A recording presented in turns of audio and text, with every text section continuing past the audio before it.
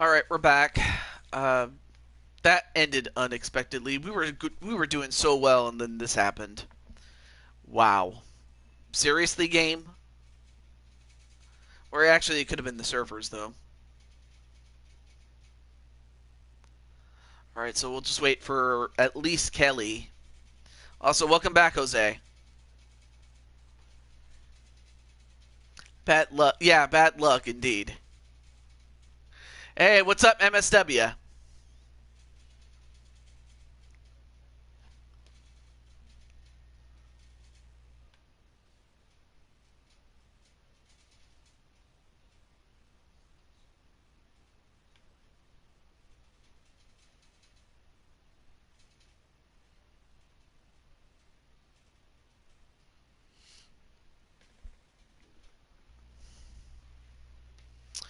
All right.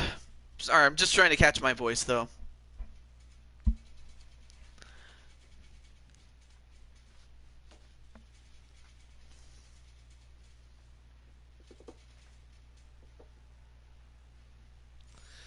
Well, at the least we'll start at the 3-minute mark, or until Kelly comes in. So, in any event, man, that was it's been a tremendous event, and I hope you guys have had fun. Really, I do.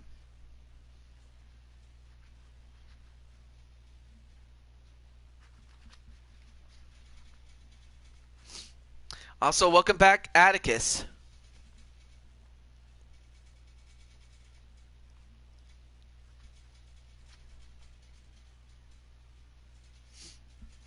And then also, welcome back, TJ. I watched the match and I didn't win, but at least Dragonheart didn't. And what I did to the Dragonheart tonight is just a taste of what I'm going to. Oh, also, hold on a moment. Let me go back to.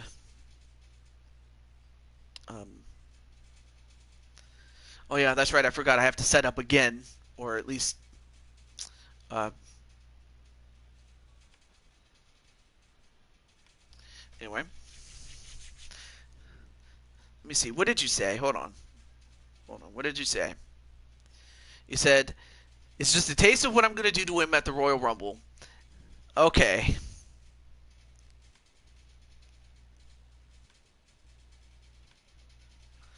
Alright, well, I guess... Oh, there's Crushing Kelly. So with that said, let's get back. And then... Well... So, hey, what's up, Diamond Light? And then, uh-oh. Oh. A nice butt smash. Wait, 1, 2. Ooh.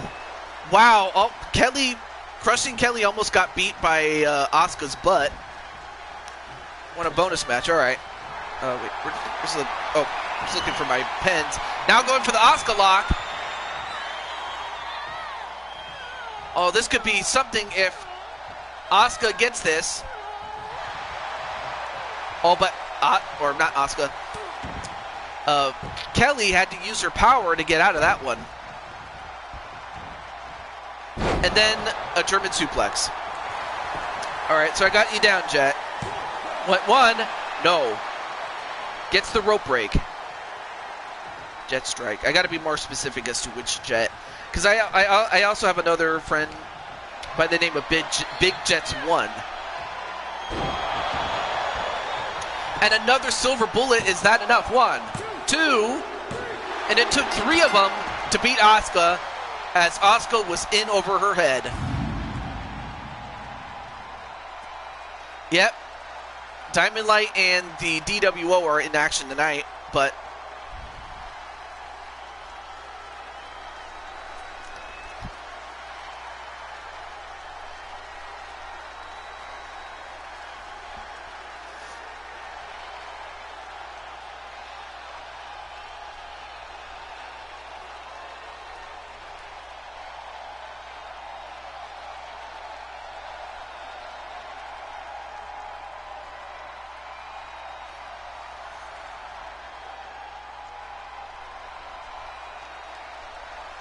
what an incredible match. Winner, the Crusher, Kelly Black. As Kelly shows us why she is the champion. All right, so Atticus is already there.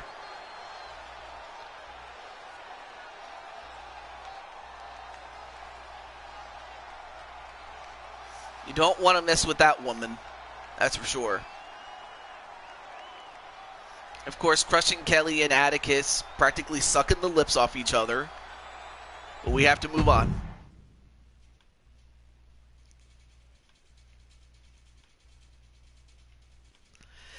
And now it is time. Or no, let me take that last part back.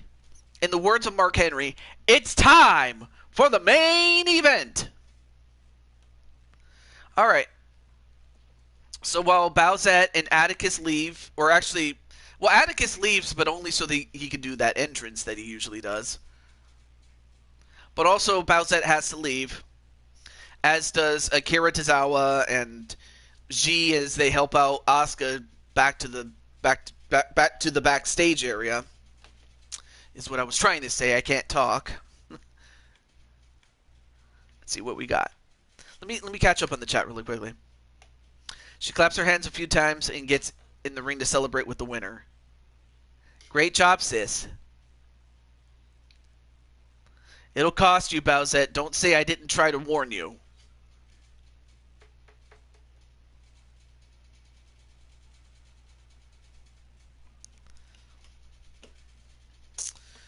So, what this amounts to is that you have 3/4 of the main event teaming with each other, and the last remaining fourth teaming up with his team, the team that he's the leader of, the DWO, and Jet Strike's going to go for the DWO to win. Speaking of which, let me let... okay, I see Atticus is here. I saw Jose in the chat, as well as Diamond Light. Let me just let the other guys know. So this will take a few moments.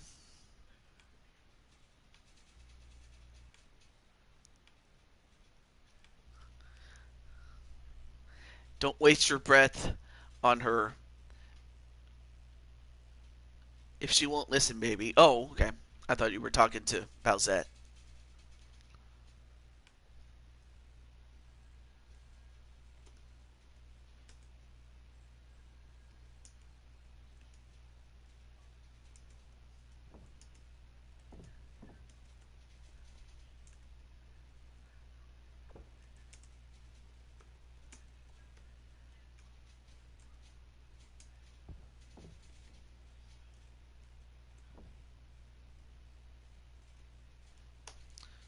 Okay, here we go. Let's get going. I know, but I can't root against my group. Well, let's not forget that Bowsette is... at the end of the day, she is the Queen of Diamonds. And speaking of that, there you have the Diamond Cutter. Chambly. Adrian Chambly. Screw NWO. Uh-oh. Redondo Beach, California. There's Fack. Weighing in at 195 pounds, Adrian Chambly.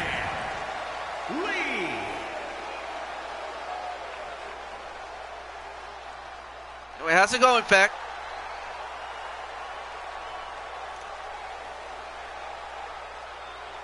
I wonder what Feck's gonna... I wonder what Feck's up to. But yeah, great to see Feck and also Diamond's like Showtime. Alright, so let me just get And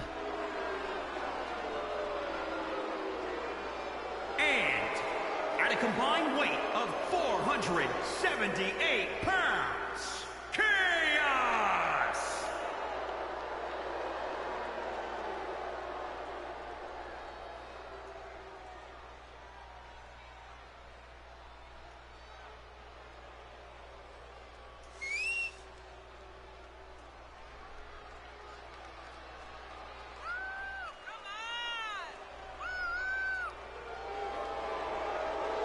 your World Heavyweight Championship. So you're making a challenge to whoever the champion is, which happens to be Jose Blanco. That would be the guy that is standing at ringside.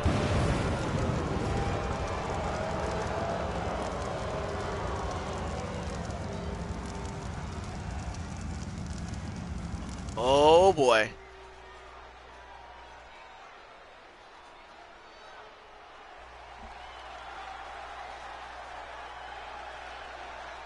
Well, who knows? Who knows what will happen at the Rumble? All right, let me get Najee now. And at a combined weight of 740 pounds, the NWO!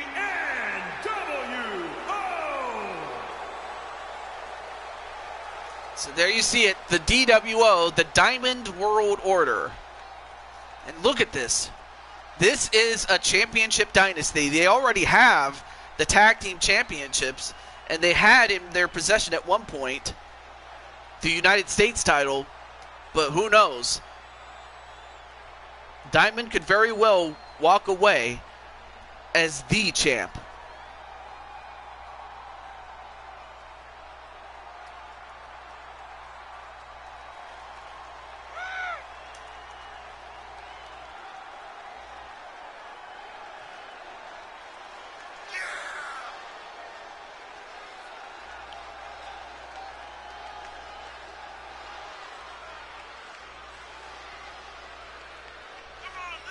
Lots of gold in this match. I mean, that was us. The NWO.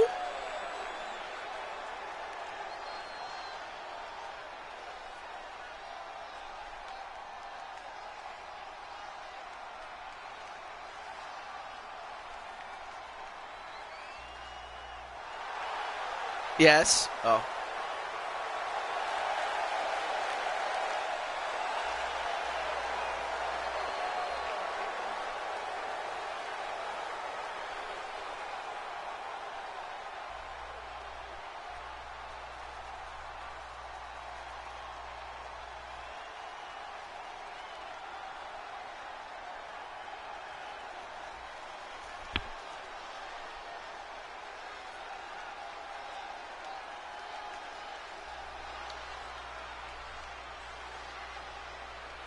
Wait, are you saying you want to challenge, or not challenge, join the DWO?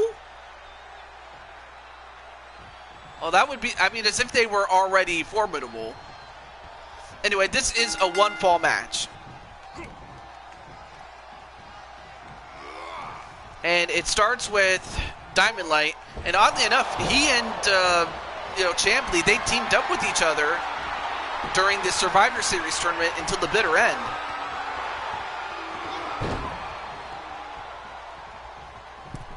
Now it goes up to the top, and then a drop kick onto Diamond.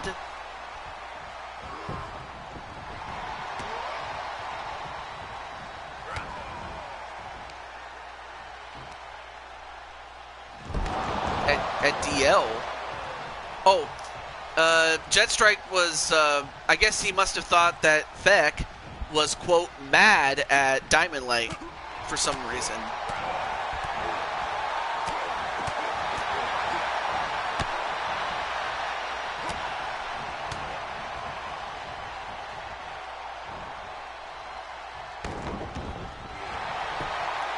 And wait, a small package roll up, 1-2, ooh.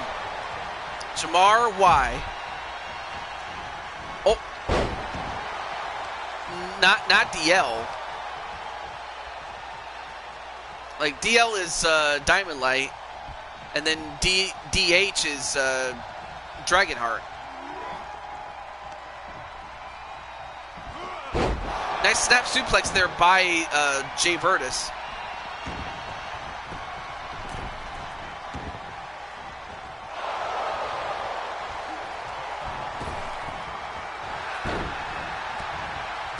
Look at all the chaos here. Hey, what's up, Najee? There you see Najee as part of the DWO. That would be the guy with the gloves for the DWO, the only guy in gloves. I mean, it would be something for one of the tag team champions to beat one of the contenders, if not the champion. That would be something. Now, Jay Virtus, no. Oh, but then the champ comes in and saves Champley.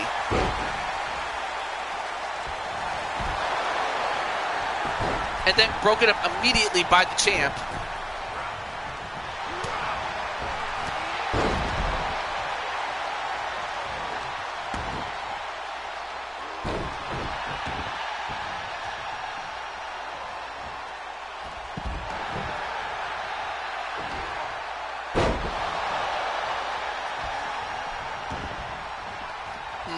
I think I have, you know what, you guys have just given me an idea. As far as, there's DWO and then there's everybody else. I just thought of something. As far as faction warfare is concerned. I'll get back to you guys on that.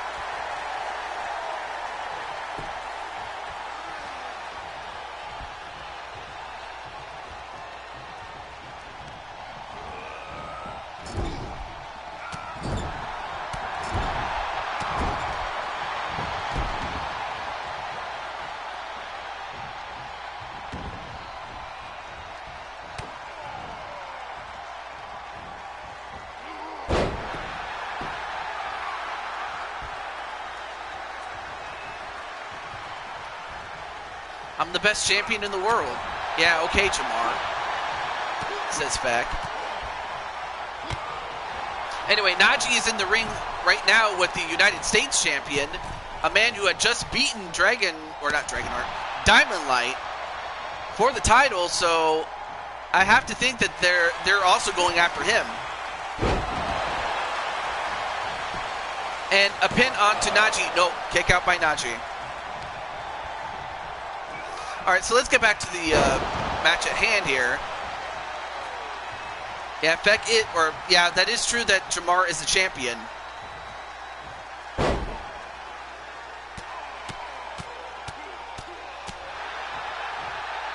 Feck, I don't know if they will let you in. Yeah, it really will come down to whether or not Diamond Heart or Diamond Light is going to do it. Wait, 1-2, Diamond Heart. That sounds more like a team up of Diamond Light and Dragonheart.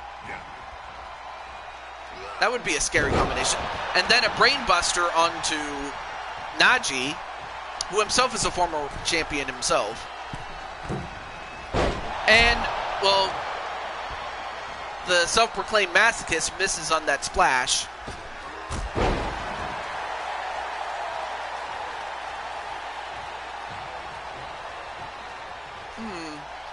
Jet Strike, I think I have an idea as far as what team you could join. Also, welcome back, Wally. And in the meantime, Jose going right after Jay Virtus. And now, wait, what's he doing? The Drill Claw. Drill Claw. 1, 2. Ooh, that was close. But Jay Virtus kicked out of that. What team? Oh. Hold on.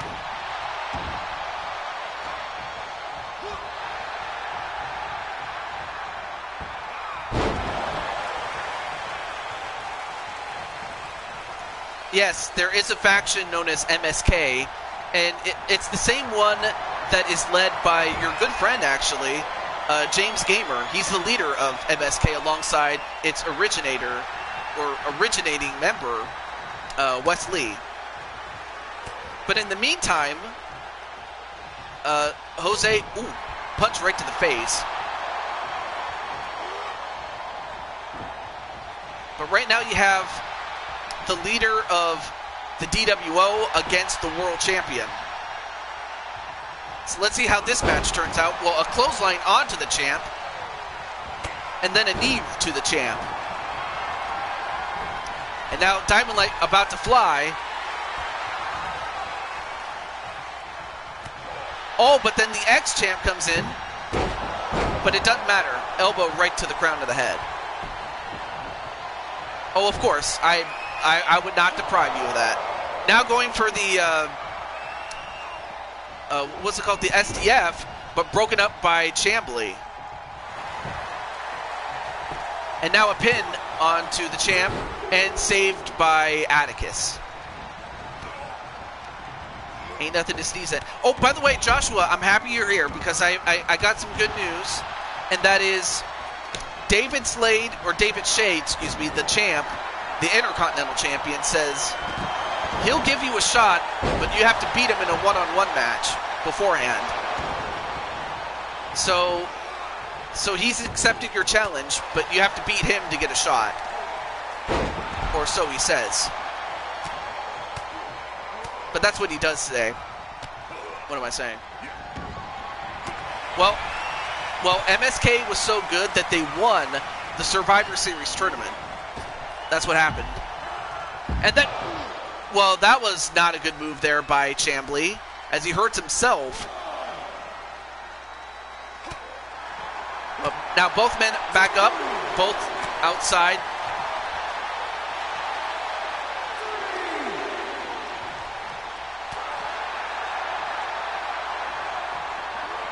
But then Chambly gets thrown inside the ring.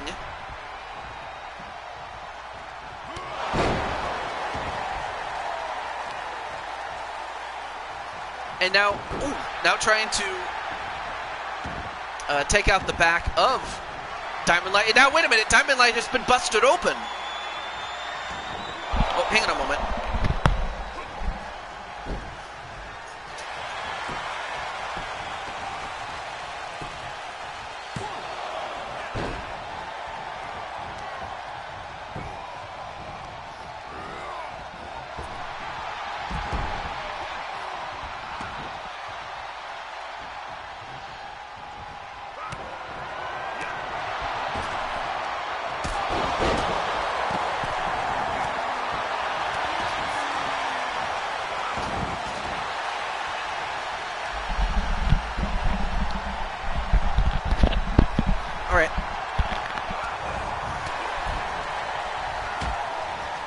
All right, so Lissa wants a match, and then had to refresh. I'm down to a one-on-one. All right, cool. Let me put Lissa and Joshua. All right, so I got Joshua's name down. All right, cool. And a sharpshooter onto Diamond Light, and Diamond Light has tapped out. Diamond Light taps out. And Jose throws out Najee, but Diamond Light taps out to the ex-champion. I mean, that could happen. But I guess as far as DWO was concerned, I guess maybe Diamond Light had to do the job, brother.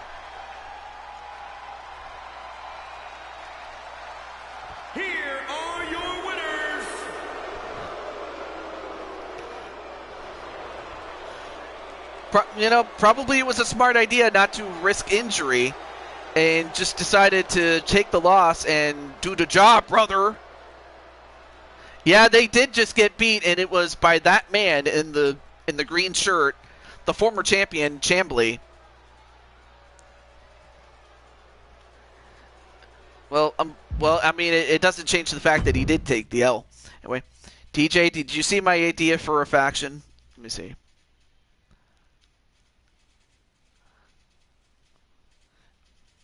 You, Brandon, Jose, Dragonheart, and Crimson. Oh, boy. That's another unstoppable force there. Okay. Let me exit out here really quickly. So there's still one more show to go before we get to the Royal Rumble. But now it's time. Excuse me. Now it's time. Now I did have a match for for an Elimination Chamber match, but I know the last thing I want to do is keep people waiting. So what I'm going to do is start our bonus matches, though. You want a math?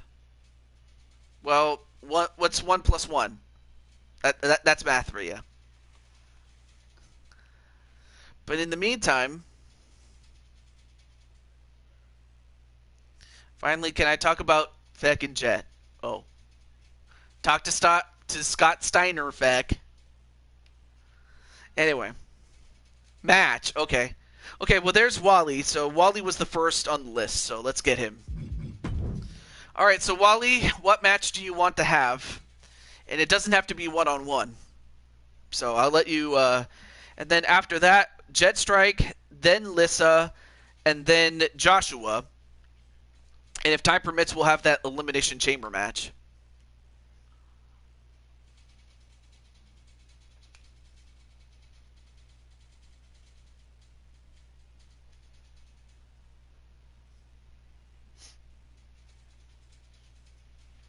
Yes, Diamond? All right.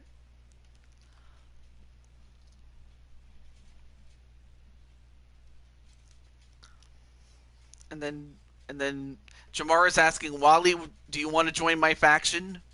And of course, Jamar is forming a faction to take on, such factions like the DWO, as well as MSK, which are two already established groups there.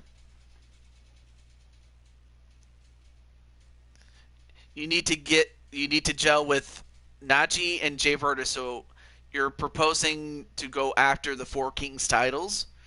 Well, obviously, whenever I do these Four Kings or its counterpart, the Four Queens, it's what I would do is I would put you guys in a #1 contender match, and you'd have to win that match to get a shot, which is what the Hart Foundation did. Okay. Oh, wait, what did Wally say? Hold on. Wally said, oh, me and Feck against Atticus and Joker. Oh, okay. All right, so what kind of match do you want? A normal match or a specialty match? I'll let you pick. And then there's more matches in custom, so there you go.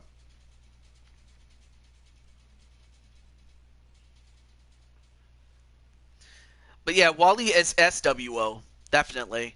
So if anything, you would have to join up with Wally and Captain Danger as part of the established Shield World Order. Oh, okay. Good luck, my dudes. All right, so Jet Strike wants to fight Feck. Okay, hold that thought though, because like I said, after this match will be Jet Strike's match. All right. So what was the match again? Oh yeah, it was. Oh yeah, let's go with Atticus, who just had a match already, and oh yeah, he's called Homelander Joker here against Wally and Feck. All right. Oh, not Farouk. Feck. All right, here we go. A tag match with Jen against whoever wants to step up. Naji notes me. Wait, what did Naji say?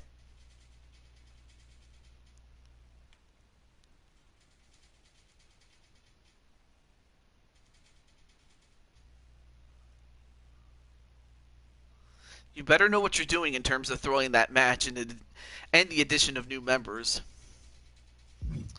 That's very that's definitely a very plausible reason there. Extreme Rules. Wait, where was it? Oh yeah, let's go to. I have never been to this particular arena, so let's go to it. And let's see. We'll keep the entrances on. We'll skip Atticus, if only because we already saw Atticus and Joker. So we'll get to see the other two. Anyway.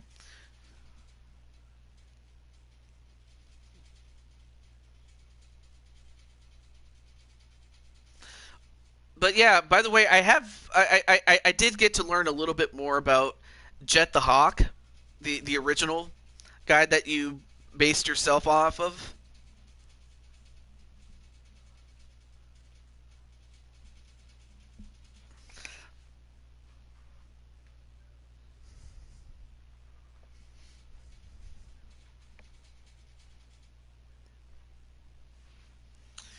Well, this is going to be interesting because you have two super heavyweights, and then you have Wally and Joker. No. I apologize for that little joke there. But no, you have two super heavyweights, and then you have two guys that are just have dangerous minds.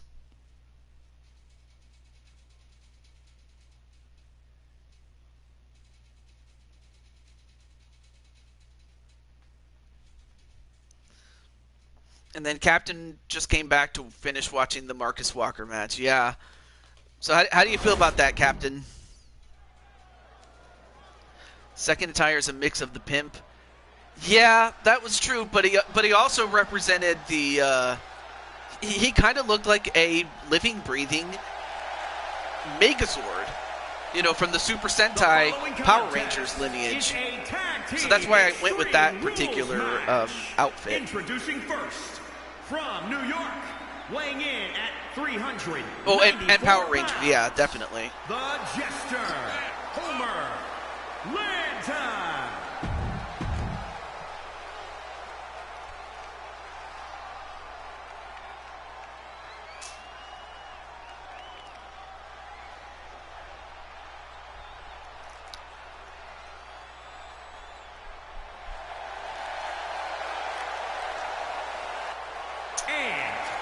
Oh, yeah, that's right. Atticus had a team entrance, not a solo entrance. 58 pounds. The WWE United States Champion, the Reaper.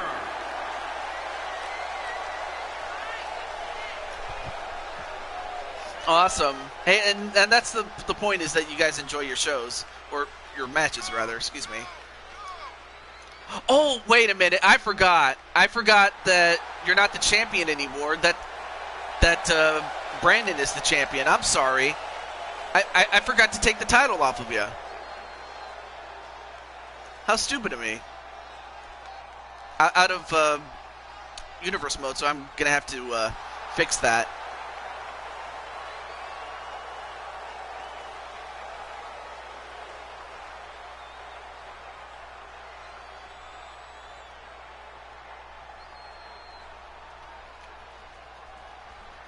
I need some help. Faction is unfair, TJ.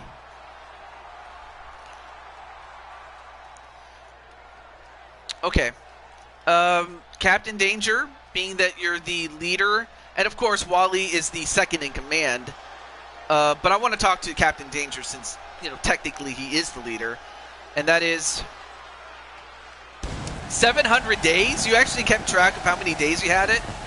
Because I kept track of it by years and by month. But anyway, Captain Danger made Jamar join your group. Especially to battle the likes of the DWO and MSK. So, can Jamar be part of the Shield World Order? I can't talk. Weighing in at 385 pounds, Lee.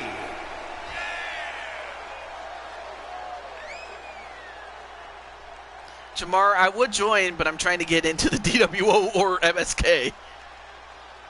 Oh, well, Jamar, I think you got your wish, because now you get to be part of the SWO. And I think the only other person that would join is Ram.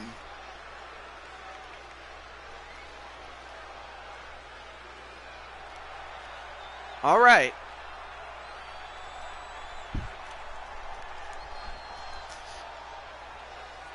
So yeah, Jetstrike is trying to make his application known, but in the meantime, there you see Fack. And from Windsor, Ontario, Canada, weighing in at 275 pounds, Fingers.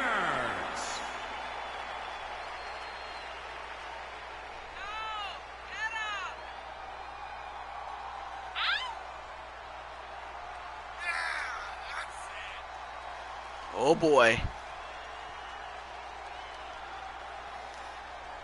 All right, so Captain Danger, as well as the second in command, Wally, have welcomed Jamar. So yeah, now there's still that whole thing with Atticus, Crimson, Dragonheart, and of course the brothers Jose and Brandon. Wow. The Royal Rumble is going to be warfare, folks. Can Sailor Moon join? Yeah, I mean, you also have Lady Danger in it, so they would make a great tag team. And then Chet's like, Najee, what about me? Anyway, while you two settle it out, we get to this match, though. And right now... Oh, and now Feck is in trouble. As is Atticus, but those are the two big men. Now, this is a one-fall match, though, so this is not elimination style by any stretch, though. Yeah, the only bad thing is you can have only up to 4v4, not 5v5. I wish you could, but the most you can get is 4v4, unfortunately. Well, I haven't heard from Shauna, so unfortunately that group is still in question. But then, oh, no, low blow right to Joker, and Joker's not going to have any kids tonight. As Feck takes him out and a pin. 1, 2, no. But I don't know if you saw that, but Feck just hit Joker below the belt. But in the meantime,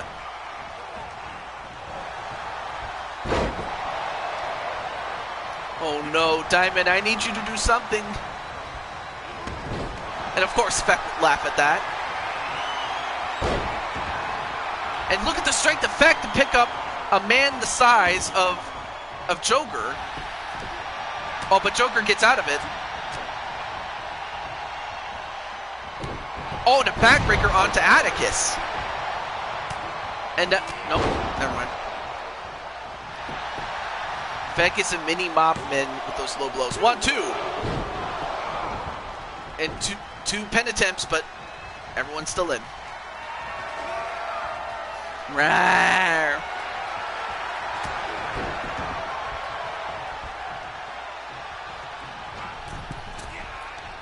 Oh dear. Uh-oh. So the DWO has gotten stronger in its ranks. So you have the King of Diamonds in Diamond Light. You have the Ace of Diamonds in Najee. The Jack of Diamonds is Jay Virtus.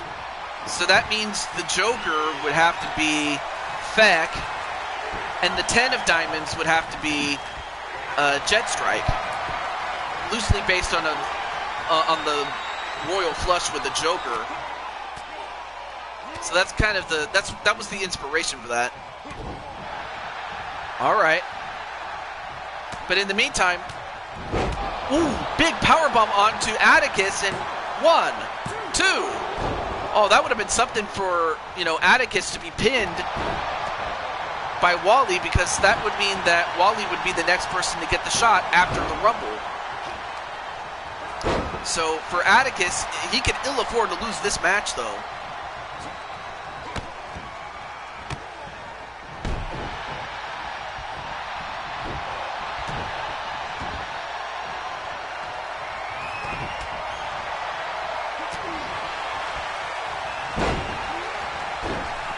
Oh, not a problem, Wally. Oh, nice evasion there by Wally. And then, Wally about to send him. Oh, inadvertently saved Atticus. Yes, the 10 of Diamonds, like the playing card. And now a pin onto Joker. 1, 2, no. Now, this isn't Falls Count Anywhere. They can fight outside all they want, but they can only win it inside the ring. Oh, nice reversal into a pin. 1, no.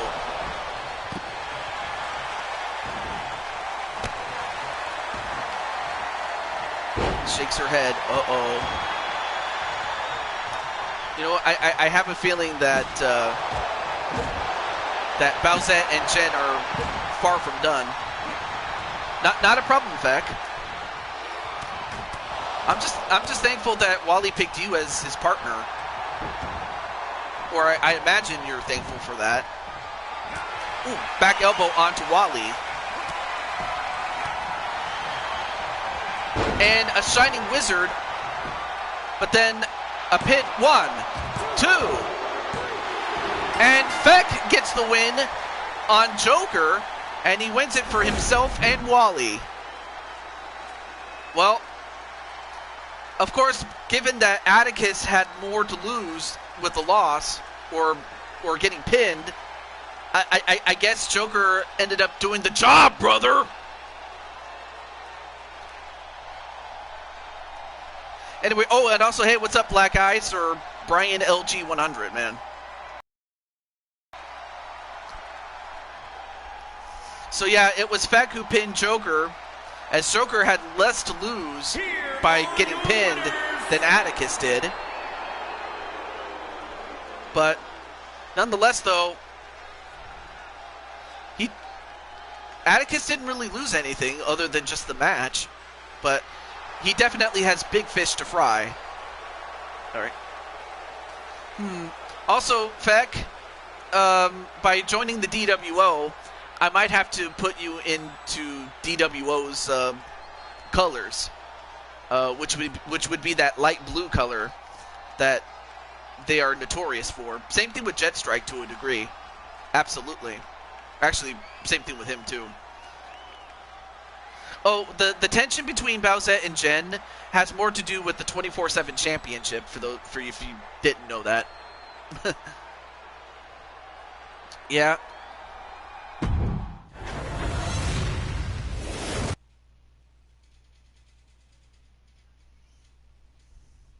Goes into the ring and drags Joker out, as if to just drag him. Wow. Atticus, you sick son of a... Anyway. We now move on to Jetstrike. But wait a minute, Jetstrike, what match did you said you have in mind?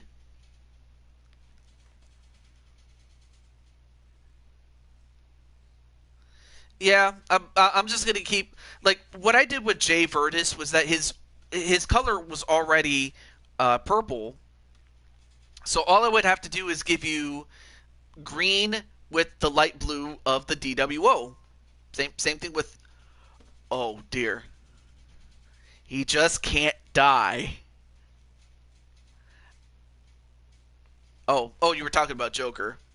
Well, Joker's gonna be okay, but I mean, he technically is kind of dead. Not, you know what I mean. Anyway, Feck in a steel cage though. But you know what? I have something in mind as far as Bowsette and Jen. In fact, I'll hold that thought there. But back to Jetstrike. So you want inside a cage, so that's good. All right, so let's go to Feck.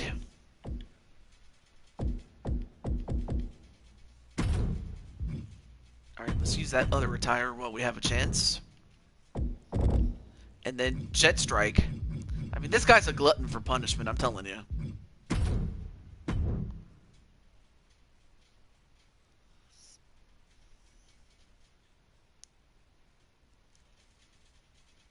Well, that's gratitude for you.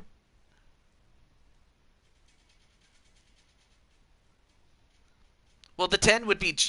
Well, the 10 would be Jetstrike. The Queen, of course, is Bowsette. But then Feck would be the Joker. Because he's a wild card. Alright. Let me get the... Let's see, which is a good place? What's a good one? You know what, let's go back in time a little bit. Let's go to the 2010 Royal Rumble. Let's go back in time a little bit. Okay, that looks good. Alright, we'll go with that one. Alright, cool.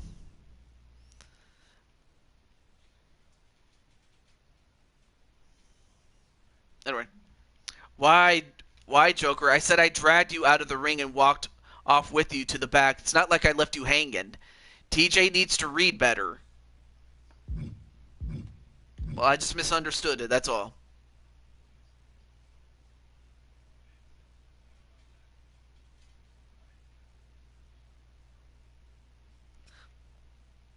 Auntie Jen just had a rough match. He did, Joker.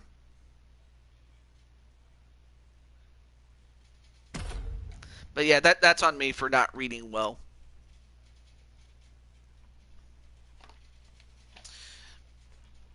I definitely miss the classic 89 to 1995 or 1995 logo. And then apparently Shadow Knight it's opening up a can. But yeah, I apologize if I did offend you, Mr. Atticus. But anyway, so the two new recruits for the DWO are going to get initiated in Atlanta, GA.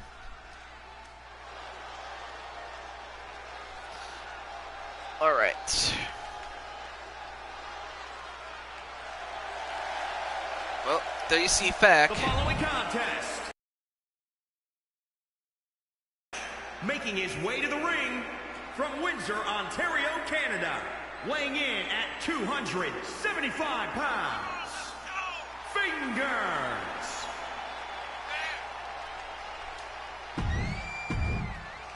And we'll glance through these since we already saw the entrances here.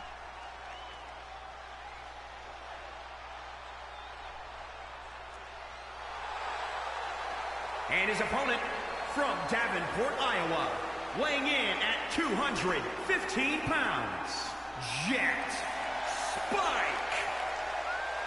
Well, who knows? Maybe it might happen, but wasn't Jet the Hawk? You know, a villain. Maybe not a super villain like, say, an Eggman or a Dr. Robotnik, or actually they're both the same person, or someone like I'm trying to think of other major villains, but Dr. Robotnik, Eggman, is perhaps the villain that is head and shoulders above everybody else.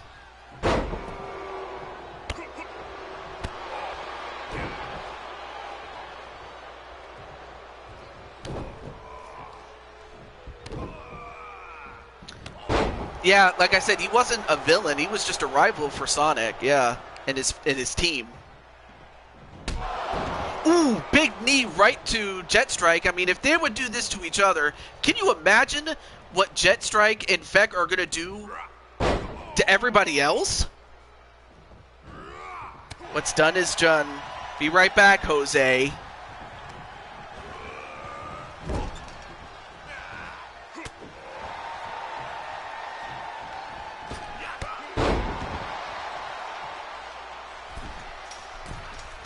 Oh, you were talking about... And hello to Joe Loforito. If I'm even pronouncing that name right. Excuse me. Well, after this will be Lissa's match, and I'll be interested to see if she keeps the match that she had originally.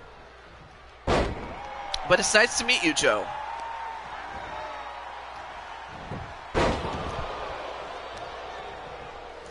And I went, oh no, look at this! He's eating your fingers, man. It's like, dude, he's not an actual hawk like a chicken, man. What are you doing, Feck? Uh-oh. I think Joker, everybody wants to go after Diamond Light. 1, 2. No, kick out by Jet Strike. Wait, what's disgusting, Joshua? The fact that Feck ate his fingers or something, or was biting his fingers?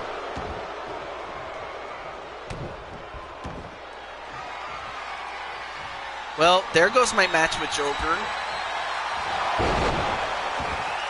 Well, that's up to Lissa, though, Jen. Since technically it's her match. Wait, 1, 2. Oh, yeah, that's true. And now, wait a minute. Jet Strike. Well, I guess to be fair, you know, Feck did just come off of a match.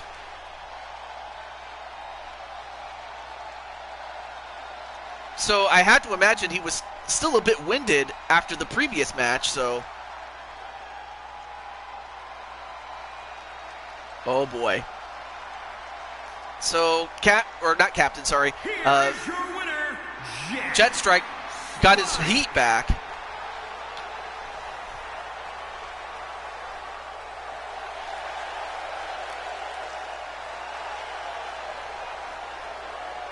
Well, Diamond Light, let's not forget that your team, the DWO, that would be Jay Virtus and Najee, took Joker and Drum Monkey's tag team titles, so obviously he'd go after you.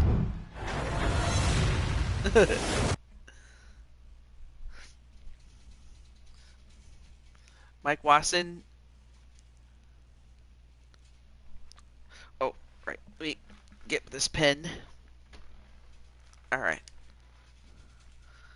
All right, so Alyssa, what match do you like to have? All right, I'm all ears, Alyssa.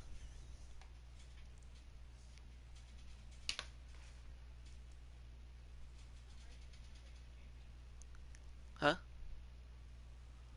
Tag with Jet? Oh, okay.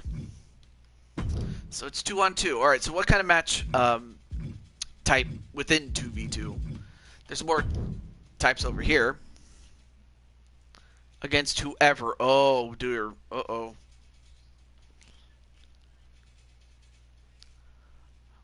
Actually, I have an idea. Actually, I have an idea. I got an idea. It's under 2v2 hardcore match. In fact, I just got an idea. Dun, dun, dun, dun. I just got an idea. I just got an idea. No, I'm just... But at base camp. Oh, wow. Jose putting out the challenge that for Jet, in order to be the champ, you got to work your way up the card. Something like that.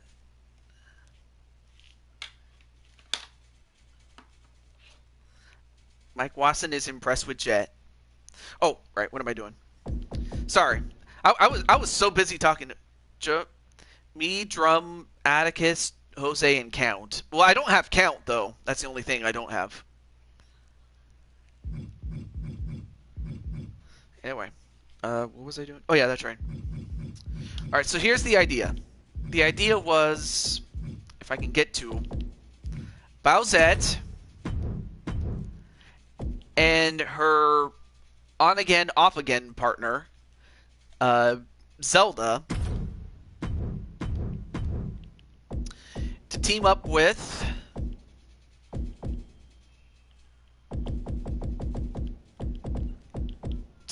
Jen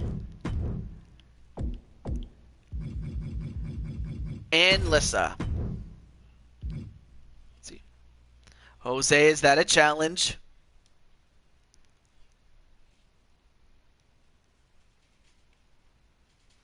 Walks back over to Jose, seething, and walks off. Wait, what happened, Atticus? What is it that you're upset about, my friend? And of course, Captain Danger on the outside looking in. Uh-oh. Oh, so you were... Oh, okay, so it wasn't me, it was Joker that you were upset with. Okay. Scared me for a little bit. Let's see, what's a good one?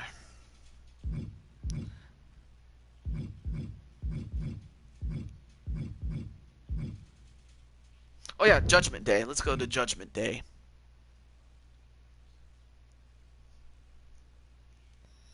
And, okay, there we go.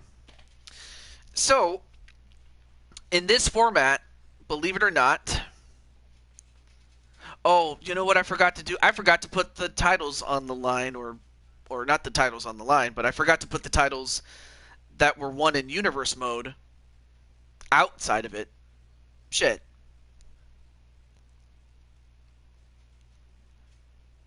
I don't want free beer.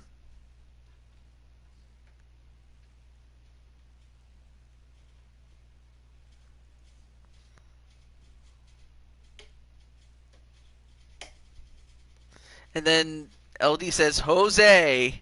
I don't know if she said like Jose as in happiness or as in Jose as if to scold him, I guess. I don't know. So anyway, let's just say that Bowsette is the champ. And but please keep talking. Oh, saying hello. Okay, cool.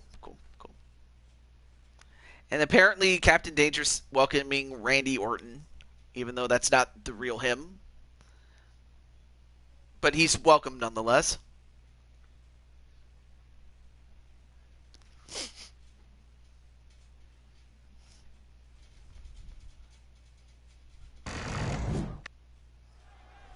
Left set jokers. Well, anyway, we are now in Phoenix, Arizona.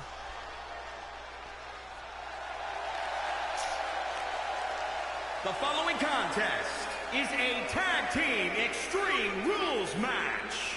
Introducing first, from out of this world, the Princess Zinda. All right, so before I go any further, we have the tag team partner of Bowsette, albeit she's not affiliated with DWO as much as she is just simply a tag team partner of Bowsette. And of course, we all know that Zelda has been through many iterations in these Legend of Zelda series. Well, let's see. Motions to Jose to follow and walk off. And from Mexico City, Mexico, the Underground Television Women's Champion, Good Girl. Well, like I said, I forgot to put, out of character, I forgot to put the championships that were won by others out of Universe Mode, so I'll have to do that after the match. Show's over, pack it up and go sleep. And what does Nightmare Wolf do? Well, there's that's the real Nightmare.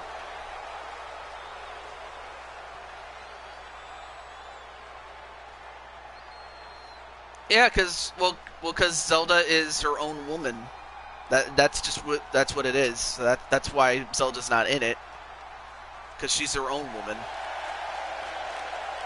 And from your darkest fears, Jennifer Riley. Anyway, there you see Jen. We saw her entrance, so now we need to move over to. And I forgot to speed over Bowsette's entrance. I'm sorry about that. But now we have Lissa. And from the edge of reality, the women's mixed martial arts champion, the Dragon. There you see the UFC champion. So we got a lot of champions in this matchup, man. Well, they used it for a short time before they realized, I'm just going to be myself. Now, mind you, that was a long time ago, so you would not have known that.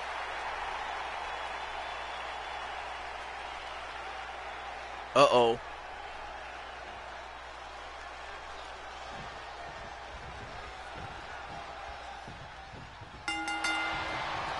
Matchup underway. Here we go.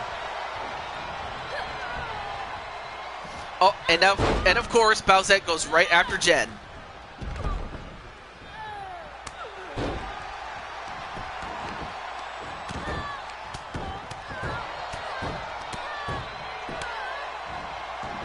Well, you might want to listen still. Because I'm curious myself, though. And meanwhile, inside the ring, a submission onto... Oh, never mind. But definitely stretching the arms out on Zelda. Meanwhile, Bowsette and Jen are gonna.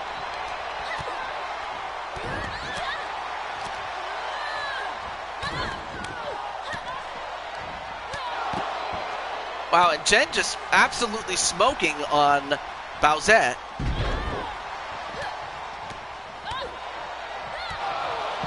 Put Atticus in it. Wait, do you want a bonus match, Joker?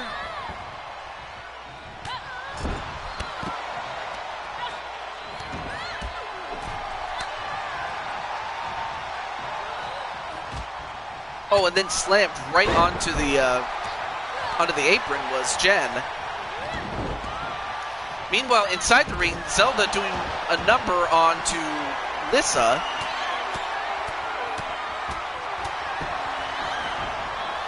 Oh yeah, loyalty. Don't give up on the team when things get rough. Don't go after a title that someone else in the DWO has unless forced to. That is true. Pass, I've fought enough today. Your match can wait if you want. Yeah, of course. But yeah, of course, Atticus, if you don't want another match, that's fine. So, Joker, if you want to face Atticus, you'll have to face him another time. I'm going to say that. And that's out of, respect for, if the guy doesn't want to fight or if someone doesn't want to fight, I can't force him. Or her.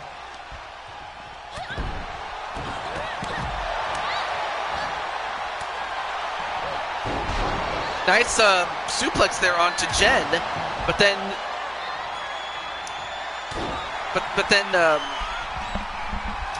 Bowsette gets sent into those steps.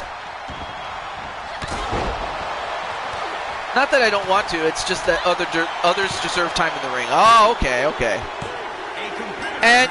And Jen just got pinned by Bowsette, and Bowsette just continuing to stick it to the Dragon Queens, or the Dragon Warriors rather. And now Lissa is all alone.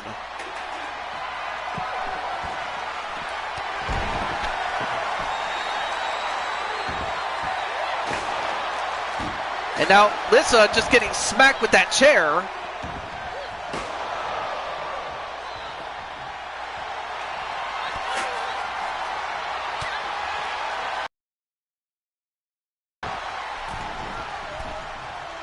Well, it is what it is, so just be cool, Jet. You'll get your shot.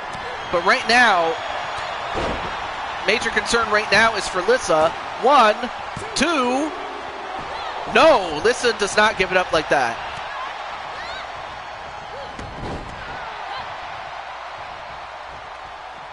And Lissa gets out of the ring, probably the best thing she could do. And tries to go for toys, but I have a feeling that Jen will be back. I know it.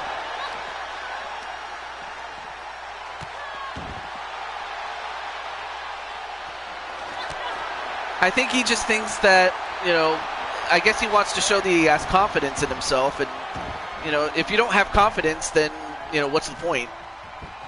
In general, really. Now sets up that chair in the corner. And, ooh, nice Triforce slam. 1, 2, and Zelda and Bowsette get the win.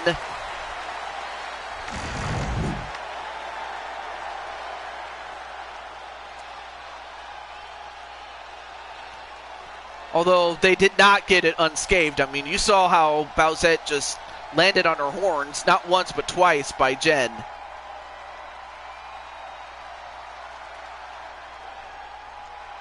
And then Crushing Kev's like, whoa.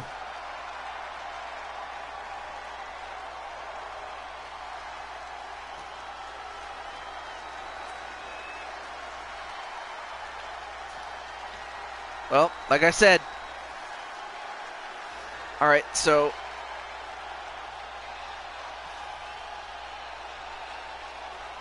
oh yeah, that's right, Joshua.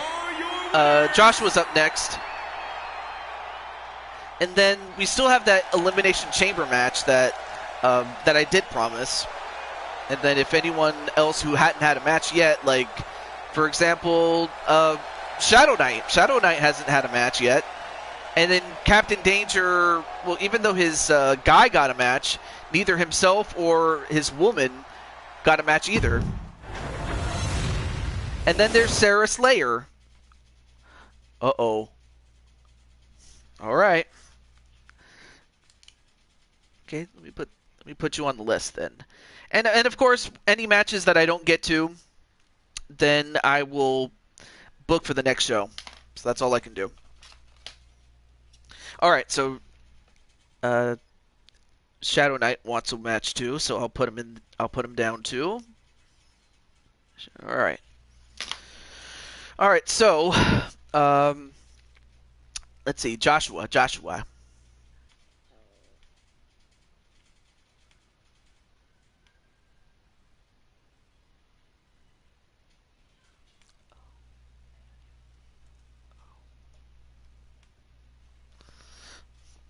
Oh yeah. I almost forgot to. Sorry about that. I'm just letting Joshua know that. Okay. Put Danger down.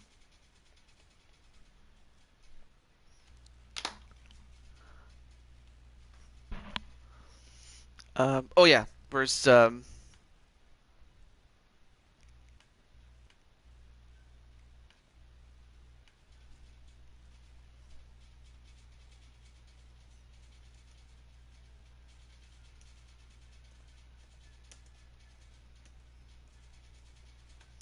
I'm just letting Joshua know that his match is up next.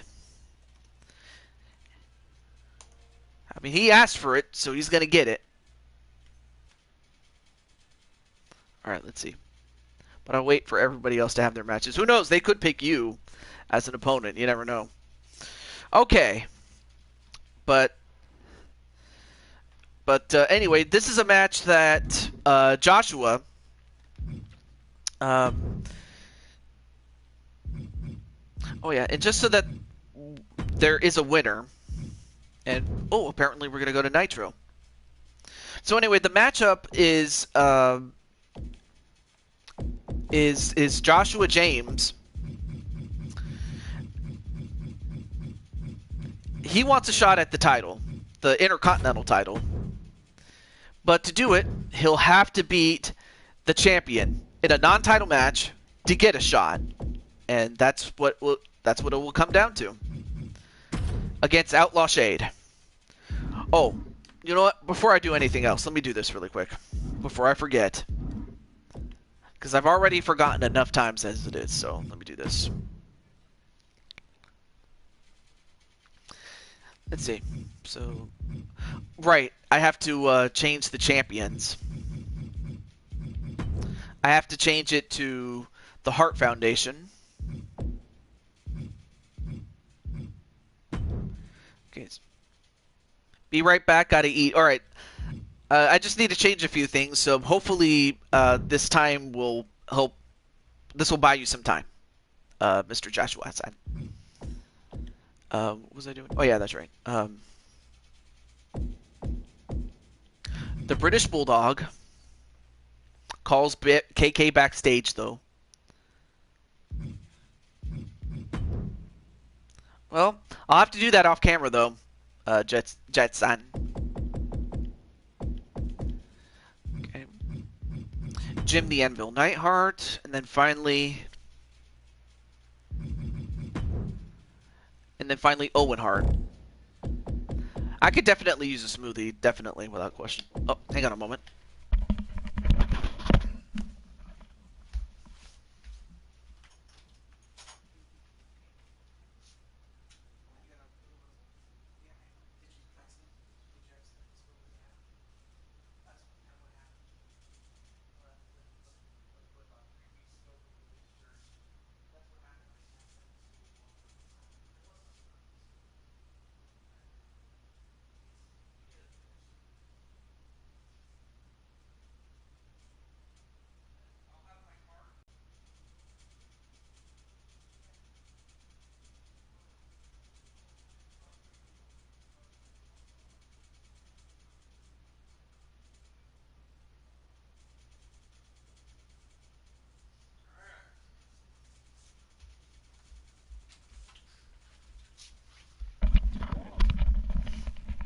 me see what happened here.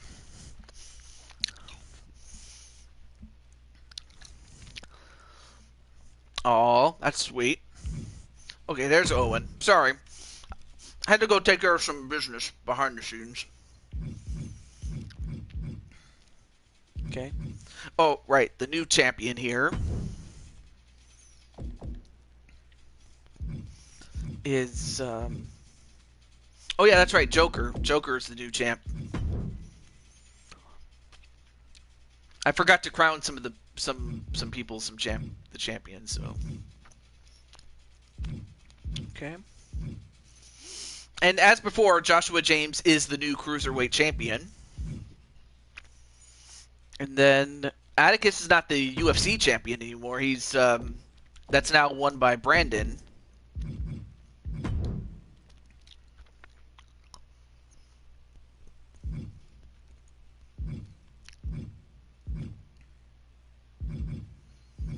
I'm just making sure I didn't forget anybody. Oh yeah, that's right.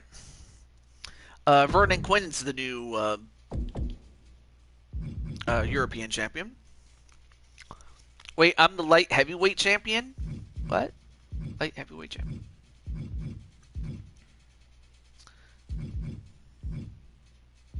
Light heavyweight champion? No, you're not.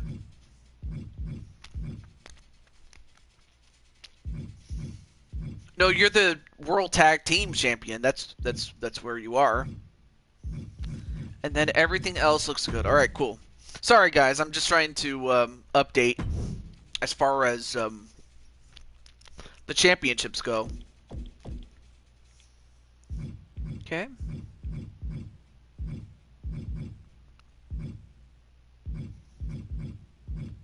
Oh, yeah. And then, of course, Bowsette has this title. Can't forget. And then Jen is like, babe, are you okay? Of course, I don't think she says it like that. Okay, everything else looks good. All right, cool. Cool. All right, so now let's get to Joshua's match, unless... let me see if Joshua said anything. Okay. All right, so this match is a title eliminator for Joshua, because if Joshua wins, he gets added to that Intercontinental title match, especially given the fact that Joshua is in Universe mode the #1 contender. So it's only fitting that he would get his shot. So let's get it. Not a problem, Jetstrike. Enjoy it, my friend. And let's pick a different arena for this one. Why not? And then after this, we'll have our Elimination Chamber. Then we'll have Sarah, Shadow Knight, and Captain Danger. Unless someone else comes on in. But let's see.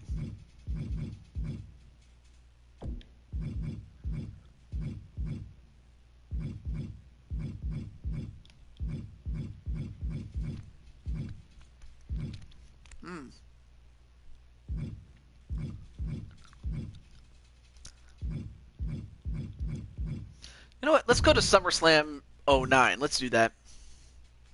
Might want a second match. Be careful what you wish for, Diamond. No, it's fine.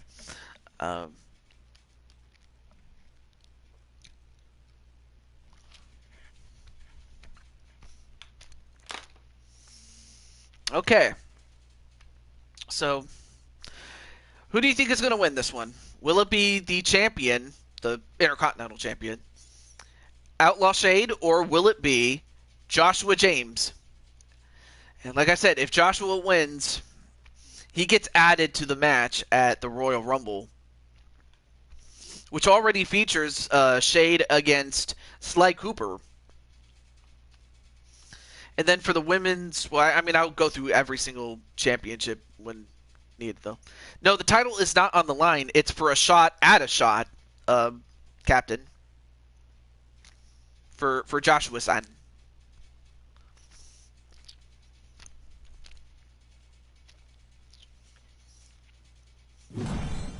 Oh, I see.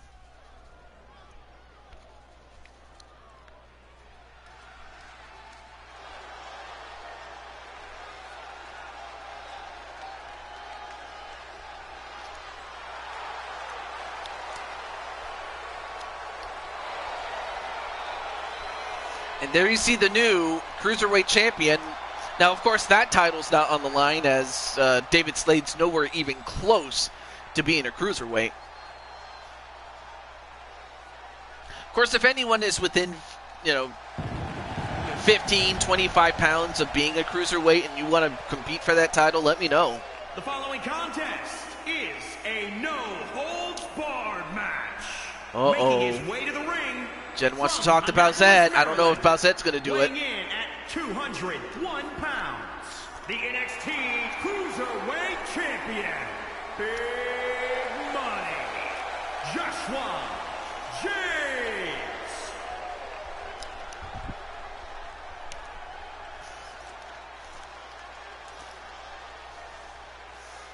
And also, on a side note, Joshua, what do you think of your mustache goatee combination? Because I think it looks so sweet, dude. And I'm talking as far as like facial hair is concerned. But this guy does not take second place from anybody. Weighing in at 300. I only have him with that entrance. WWE Intercontinental Champion, the Outlaw, David Shane.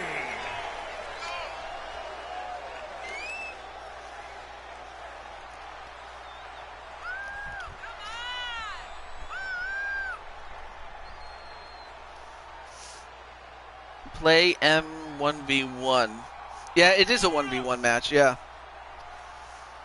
Oh, yeah, that's right. Oh, I almost forgot, because I almost never remember it, because most of the time Drum would always team with Joker.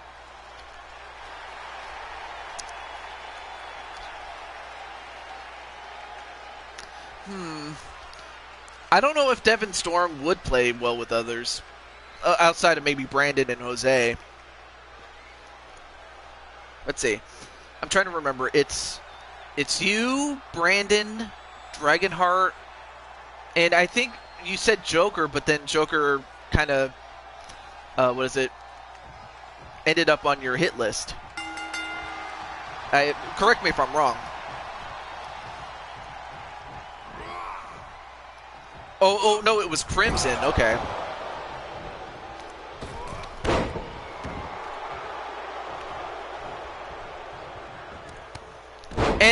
And a stop right onto Joshua. Ooh, excuse me.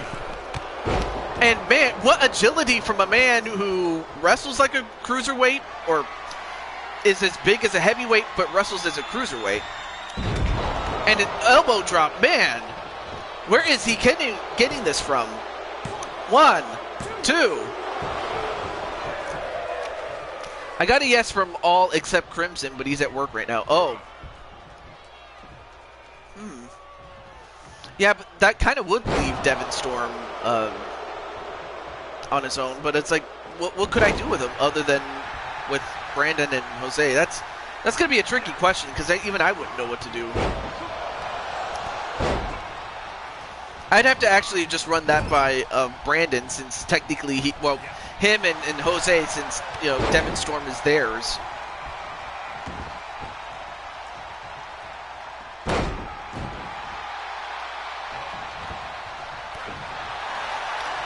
But in the meantime, Joshua now trying to slow the pace down a little bit and to try to slow down the Outlaw. Gets a couple of good punches in on him. Oh, he's got him. He's got the $1 Million Dream. $1 Million Dream. Oh, that would have been something if he put him away with that move. And a Hurricane Rana onto David Slade. Or Outlaw Shade, though. Okay, so it's Jose's character. Well, then I'll have to run it by Jose then. And now, wait, 1, 2. And Joshua's done it. Joshua, Well, we'll have to look at the replay, but I think he hit him with that golden arrow, which is that move that he does off of the top rope, which is AJ Styles' Spyro tap. And, whoa, what the hell? That was weird. Okay, here's what happened. Yeah, he hits him with the golden arrow, which is that move that AJ Styles did, the Spyro tap. But Joshua has done it. He's going to the Royal Rumble to face off against the champion and Sly Cooper. And then they disappeared for some reason. I don't know what happened there.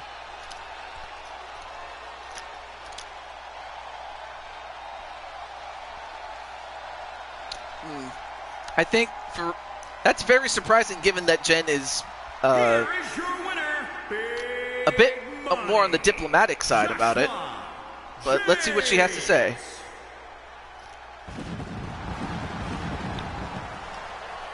And Joshua celebrating as if he won the title, and that was just the win. Don't worry about that. Well, we'll have to find out what Joshua has to say about it. Definitely.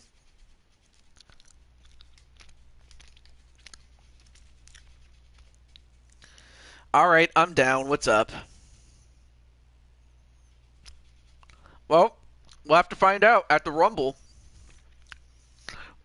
Before I forget, let me update this a little bit. I have an Excel sheet, which is what I use to keep track of matches, especially whether it's this show or the pay-per-views or the super shows. Hey there, little ones.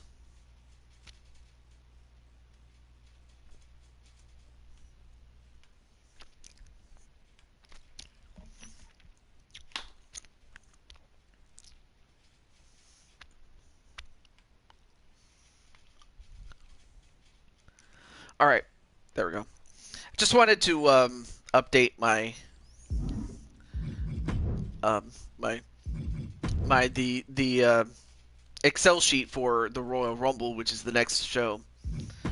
All right, so this is the one match that I listed. Now, I may as well mention that I tried to do the Elimination Chamber match in Universe mode, but it doesn't work. So anytime I want to have one, I have to do it outside of Universe mode. So that's unfortunately what I am reduced to, but it is what it is. So scheduled for this match is female, please. Thank you.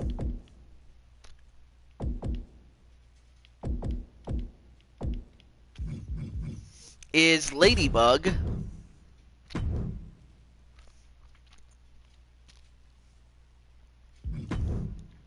Okay. Saray.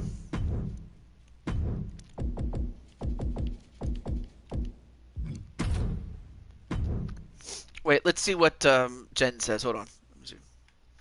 Before I go any further.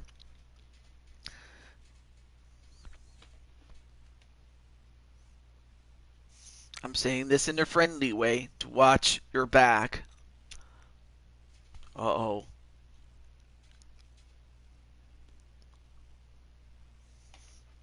I would take that seriously.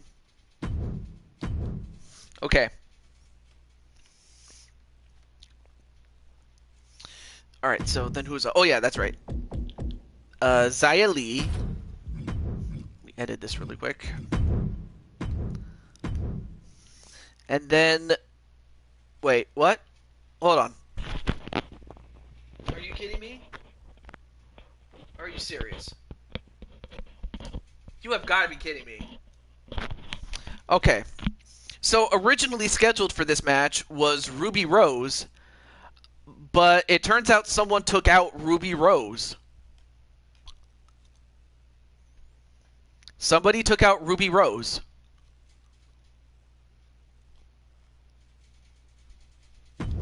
And, uh-oh. Folks, I think we found out who just took out Ruby Rose.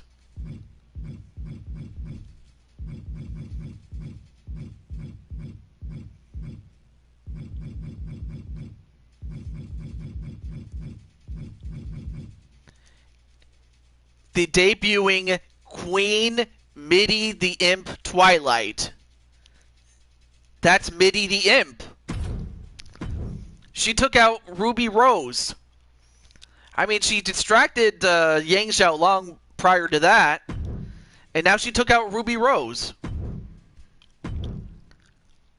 And, of course, the champion Sombra, who is defending her United Kingdom title. Also, hey, what's up, Joshua? Joshua, you missed your match, dude. I did mention that you had it. So if you want to go back and watch it, that's fine. But I'm sorry that you didn't get to see it live when it happened, Mr. Joshua-san.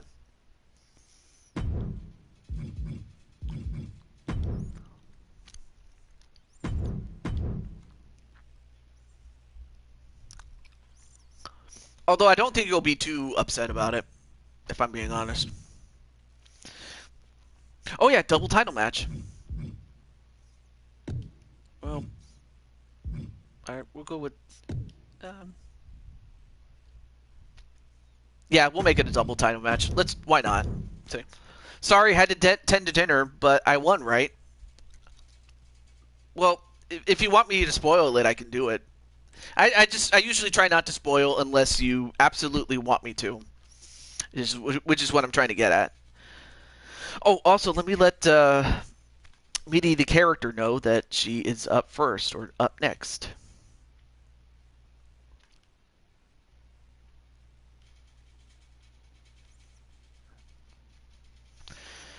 Well, it took one golden arrow, but you beat the champ.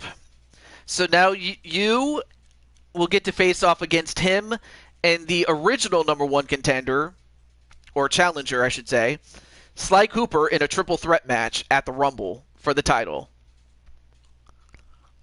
I mean, not to mention you're still going to be in the Rumble match itself, but you now have another match to go for.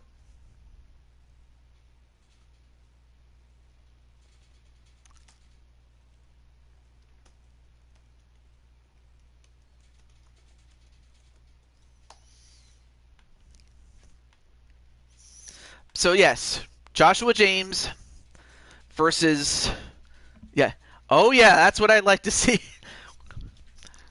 But I had to talk to the champ, and the champ could have just as easily said no, and then you'd have had to wait until after the Royal Rumble.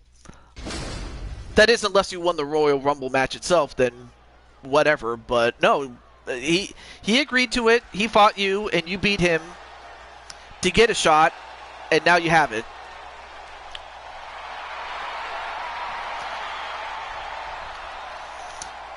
And up next is Saray. So this match is indeed a double title match. The following contest is an Elimination Chamber match and is for the Rated R Television Women's and NXT UK Women's Championships. Introducing the challenger from Tokyo, Japan, the Warrior of the Sun, Saray!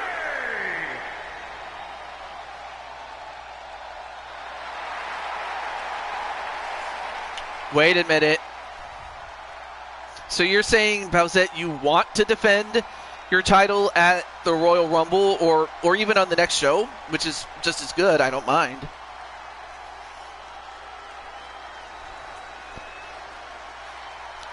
So we have Saray,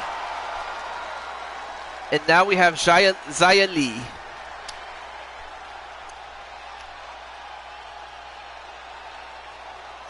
Definitely like the animation there.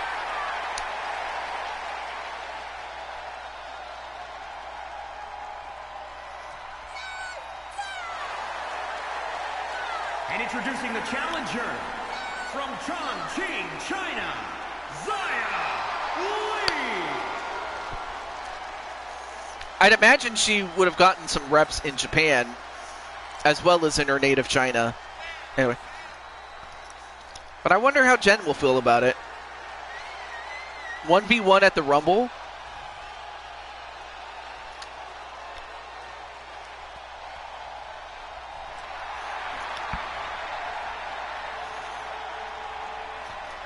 Oh, and I forgot to pick the audience rather than the video screens, but oh well.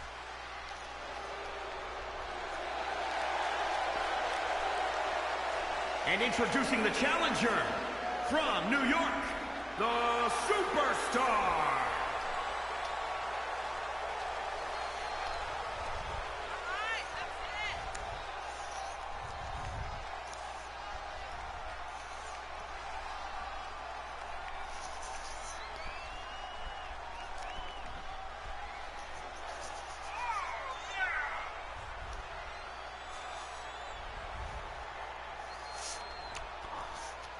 As Clinton would say, fur cow for the win. That would be Ladybug, which is this young lady right here. I mean, she's huge. But don't let her size fool you. I can tell you that.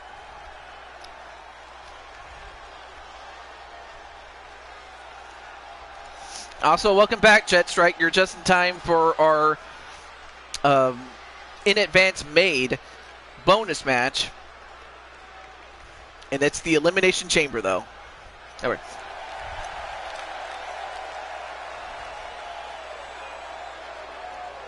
Wait, so you're going to put up your U.S. title one-on-one against Joker.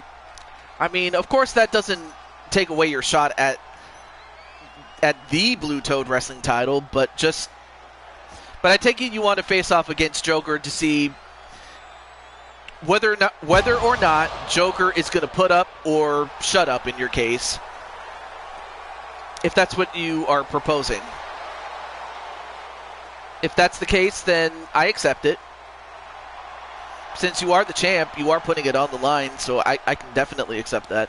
Also, welcome back, Captain Danger. Okay. I will make that match official.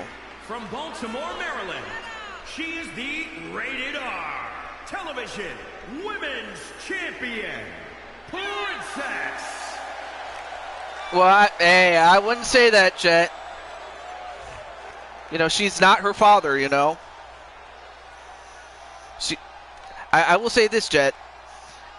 She's only guilty by association and nothing else, really. Now, I will say that that's really the only thing she's guilty of. And I'm just saying that, Jet, so you don't get yourself in trouble. I'm serious. I can't tell you how many times I got myself in trouble because I would accuse somebody or become very accusatory to the point where I would, you know, get on somebody's shit list because I would run my mouth. I'm serious.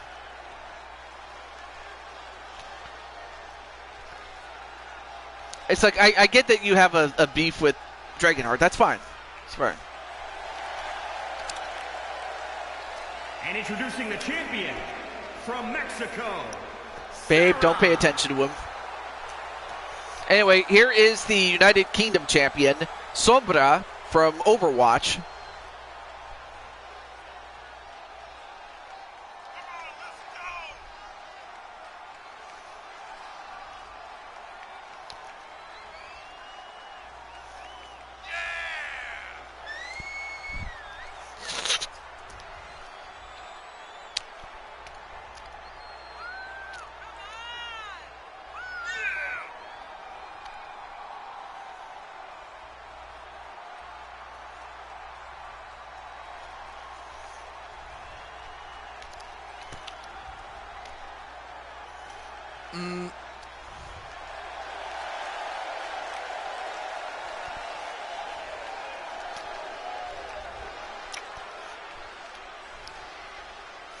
But anyway,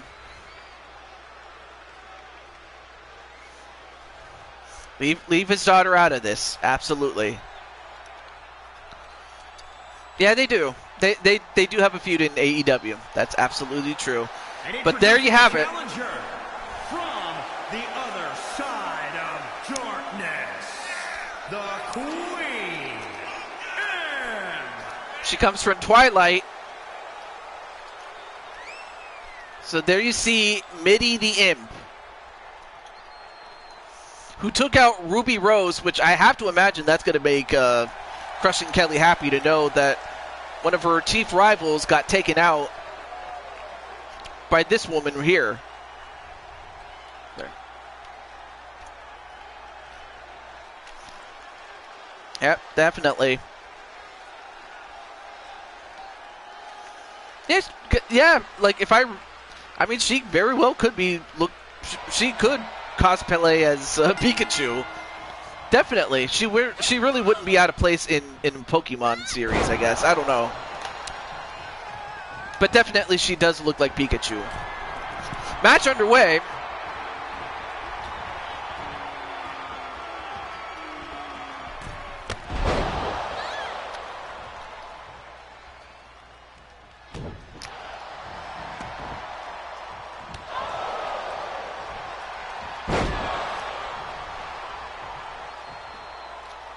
But also, don't fight with Patty either, Jet. And now wait, goes for the pin. 1.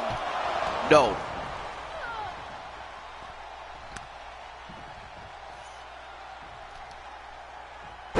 Ooh.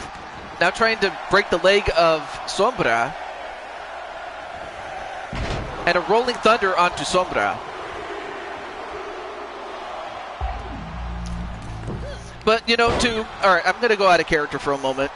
And the next person out is the Fur Cow, a.k.a. Ladybug. But, yeah, out of character, though.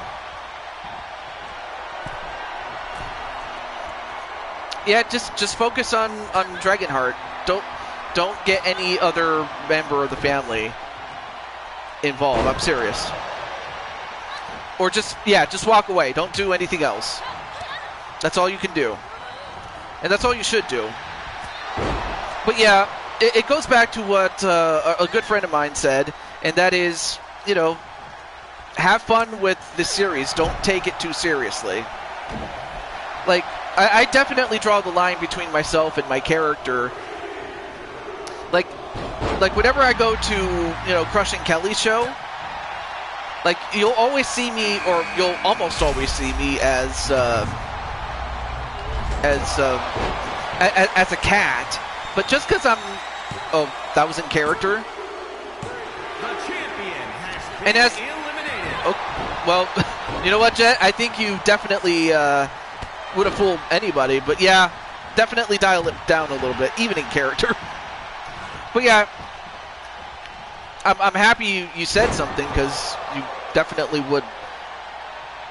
I definitely wouldn't want to put more heat on you than you already have. All right, so far the only person eliminated is Sombra, who was a champion coming into this. And of course the other champion is Kasumi.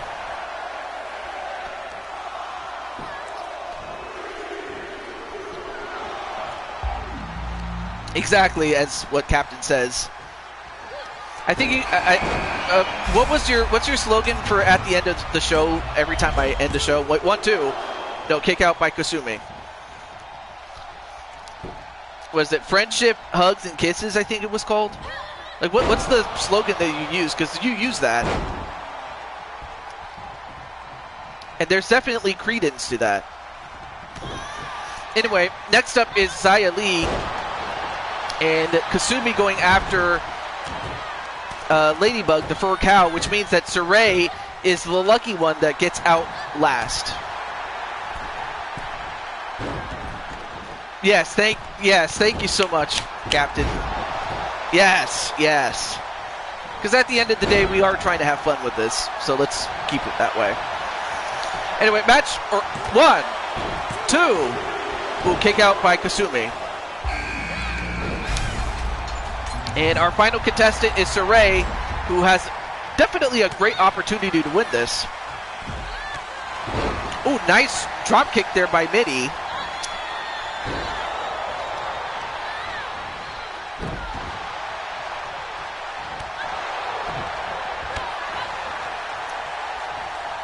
Now, you know, Mitty may be nice and everything, but you don't want to make her mad. I know that.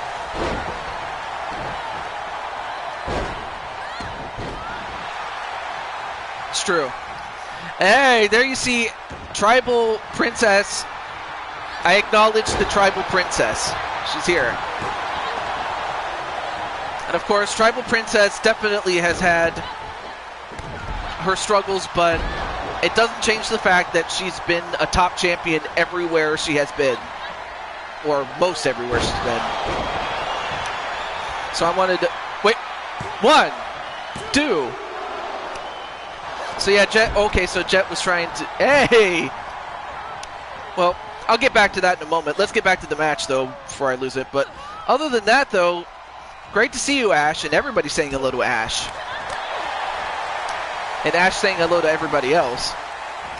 By the way, do check out Tribal Princess Ashley's show. I already mentioned about BMWF, and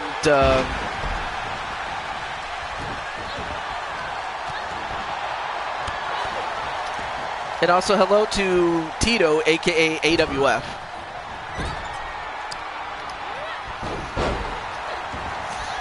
All right, so back to this match though. Mitty still working on the arms of Xia Li.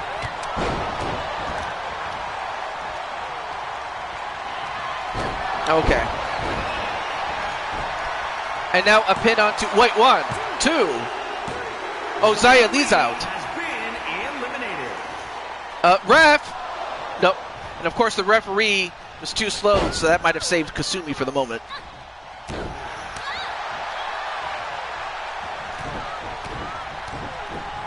And, oh, back suplex onto Mitty, who started the match. And then a running, a Shining Wizard onto Ladybug. 1, 2, and out goes Ladybug. And then 1, 2. No, now we're down to 3. We got Mitty, Saray, and Kasumi.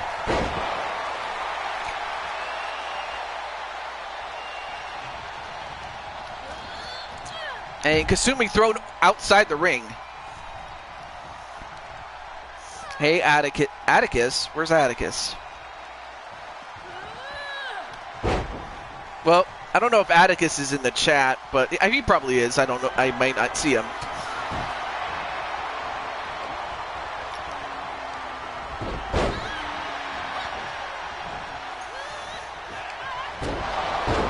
And I'm not sure what... I'm going to have to find out what the official move of that is, but... Well, that almost put away Saray. Also, hello to Wolverine Gaming 2016.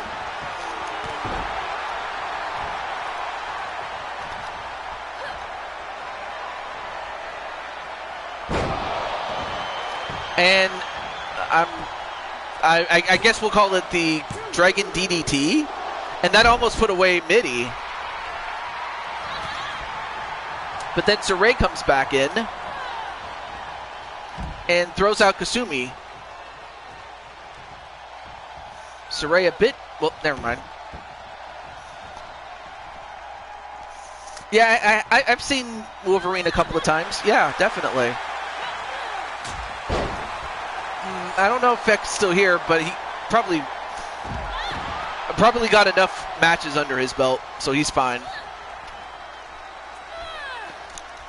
Then thrown over the top rope is Mitty, but then a missed moonsault there by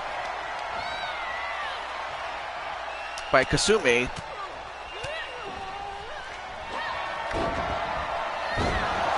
Ooh, nice T-bone suplex and a pin. 1, 2.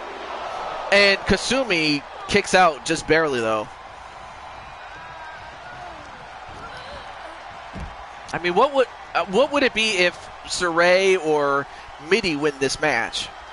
Saray being the newcomer and Mitty also being a newcomer.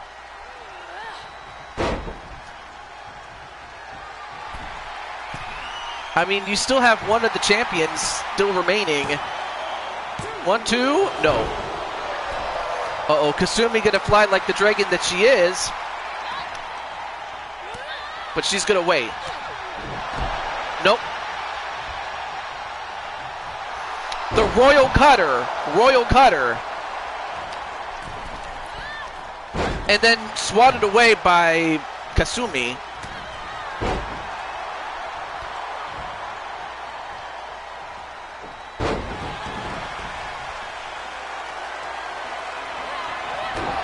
And then, oh, wow.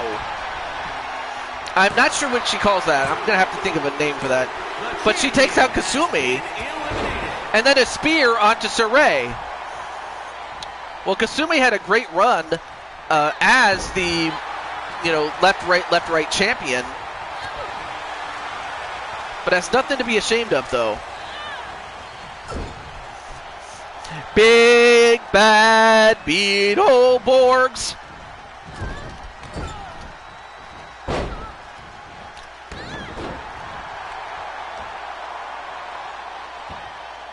And then a leg drop onto Saray. I mean, Saray, the last person to enter against Mitty, who has been in since the start.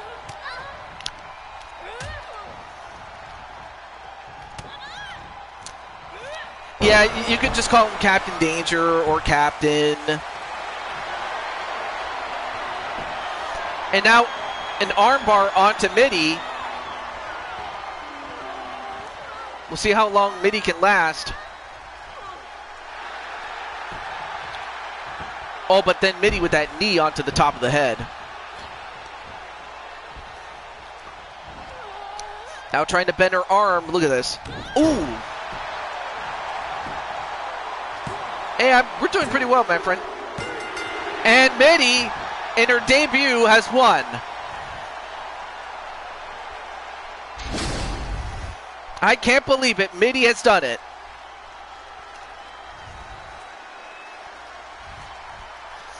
I mean, keep in mind, Mitty took out Ruby Rose, who was supposed to be in this matchup. But she took out Ruby Rose, which I have to think that Kelly would like that. And she goes on to win the match. And, okay, come on, camera people. Why go down?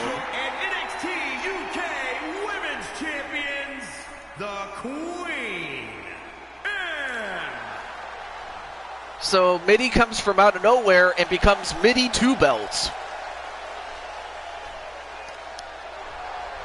Incredible. Yeah, Kasumi definitely did her best to make it to the final 3. But the luck was not on her side as it was for Saray, but even that was not enough. But with 2 belts, you got targets on your back, sweetie. Okay, so the next person was Sarah Slayer.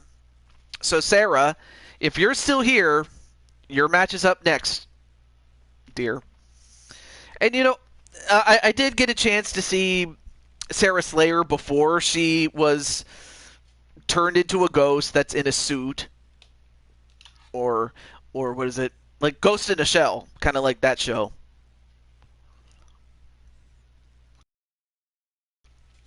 Well, Jed, I hate to break this to you, but you already had a bonus match.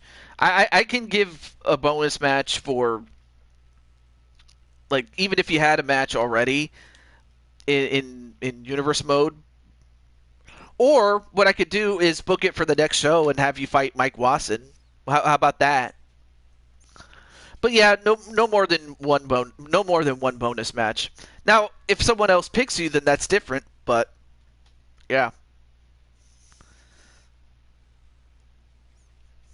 So yeah, like I said, I can book that match for next show. But yeah, you get only one bonus match.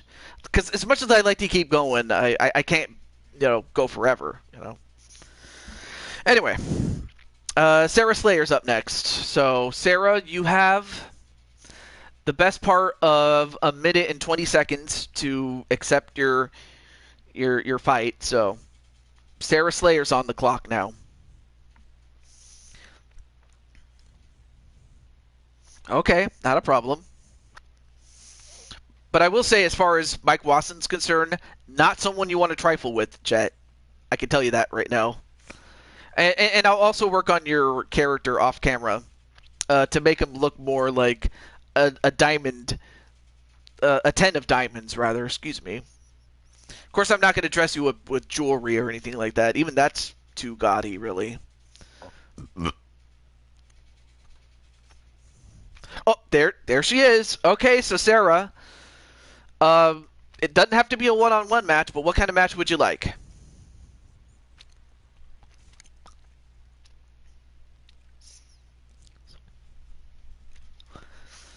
So I'm all ears.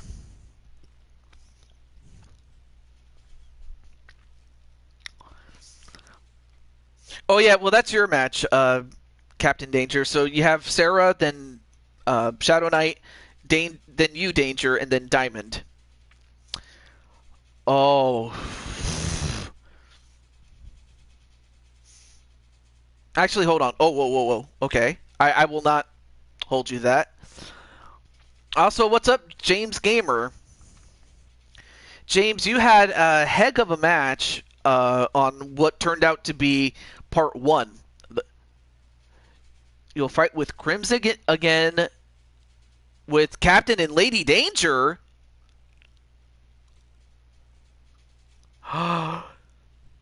Captain, oh wow. I think you just answered Captain Danger's wish after all. That's two for the price of one, baby. Okay, well then we'll do it then. Okay. All right, so let's see who's up. Oh yeah, that's right.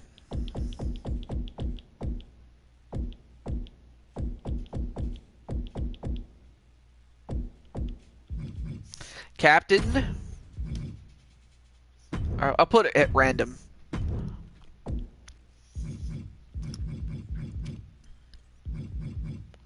Or is it Lady?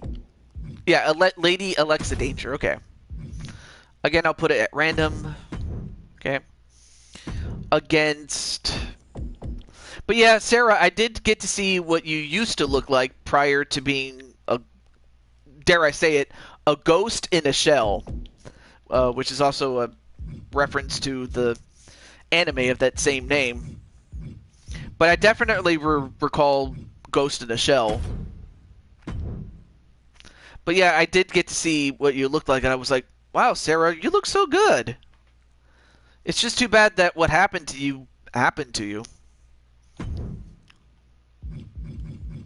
Well, one day you'll be out of your shell. I just don't know how.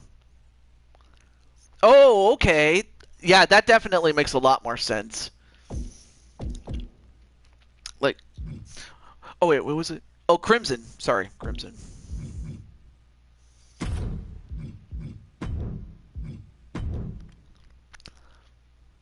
You know, if Crimson Ninja was a more loving person, he probably would look more like Brother Love or something. Not really, but it's just so... But it's just the fact that he has a red face. That's the only thing that kind of brought that to mind, though. Let's see, what's a good one?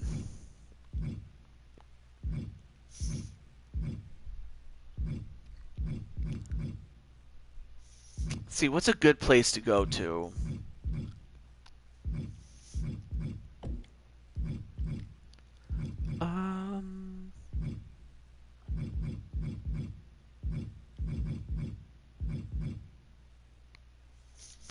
You know what? Let's go to the default Blue Toad Arena. Let's do that. I always try to mix it up when it comes to venues and stuff like that.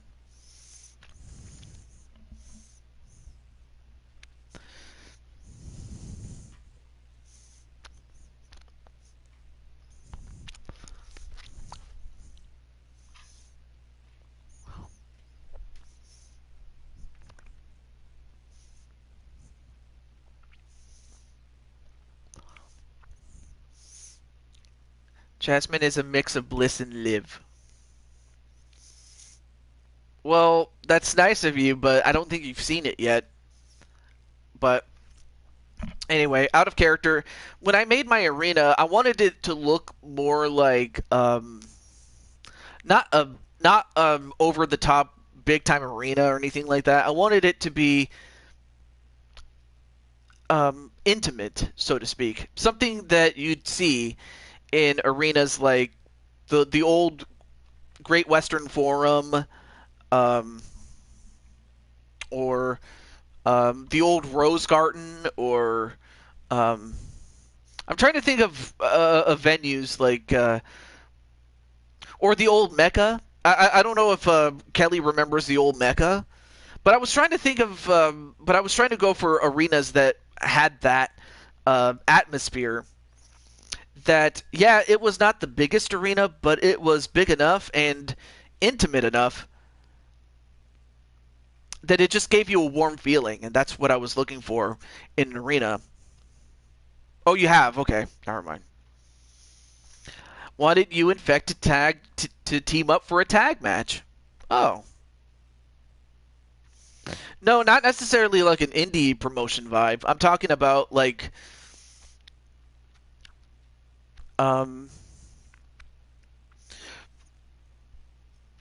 like have you ever had a chance to watch WWE shows back when it was the World Wrestling Federation and it was the 80s and early 90s, and it was in the arenas of that day? No, not necessarily Hammerstein Ballroom, but we're talking like we're talking like one of the old arenas, like the Mecca. Do you remember the Mecca from where the Milwaukee Bucks used to play? Something like that. Anyway. The following contest is scheduled. No, not necessarily the first Raw arena, but when they went to an arena, really. We're talking like 1995, 96, 97. Champion, of that era. Destroyer, Alexia, the Greek Goddess, Danger. Yeah, so like 95, 96, 97, probably the earliest Raw is War. Like, we're talking about arenas of that ilk. Or yeah, the Bradley Center was also an intimate facility too. Definitely. Against all odds, what's up? Man, Lioness had herself a heck of a match, dude. Seriously.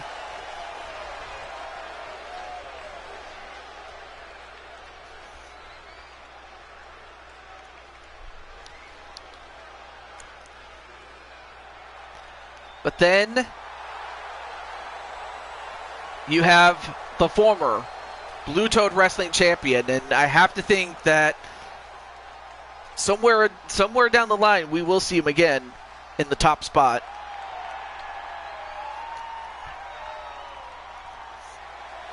Fantasy Cosplay Championship Wrestling. But yeah, I would say the Bradley Center would be something like that, definitely. At 244 pounds, the Captain, Aaron Wyatt Danger. So yeah, before the Bucks went into their current home, which is state of the art without question, but it just doesn't have the intimacy that the old Bradley Center and the Mecca before it had. So something like that. All right, back in character now. I'm good, bro. How are you? Oh, you were talking to Triple Big Bad Beetleborgs. I mean, dude, it would be cool if I could have a Beetleborg in the show. That would be something, man. Or maybe Odds Cornette himself. It would be a hoot for the, inspiration for Jim Cornette to go in the ring and kick butt himself. But I mean, that's what I would like to see. But it's really up to the people of. It's really up to the content creators. So I can't really force them to do anything. But there you see Captain Danger, and that Stone Cold Steve Austin.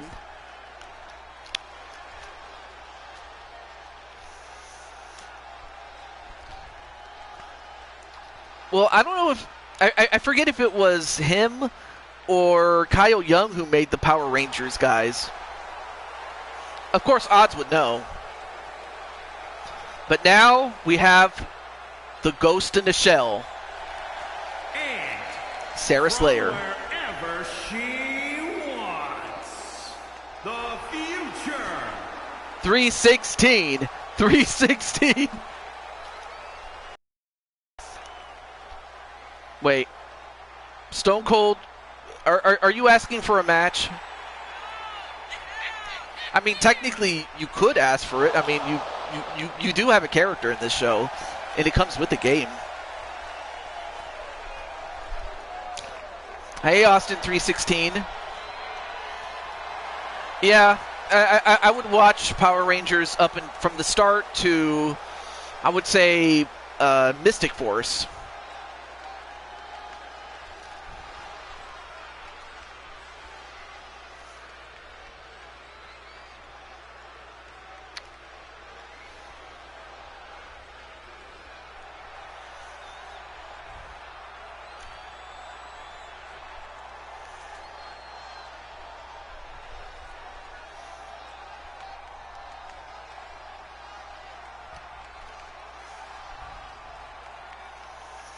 And now her tag team partner.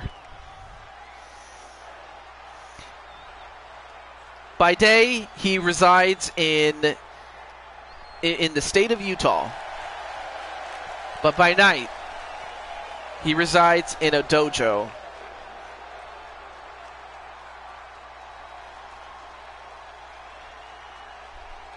Where he meditates until the time comes when he has to come for some blood.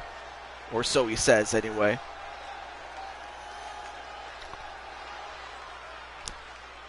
Is that a call show, Captain Danger sign?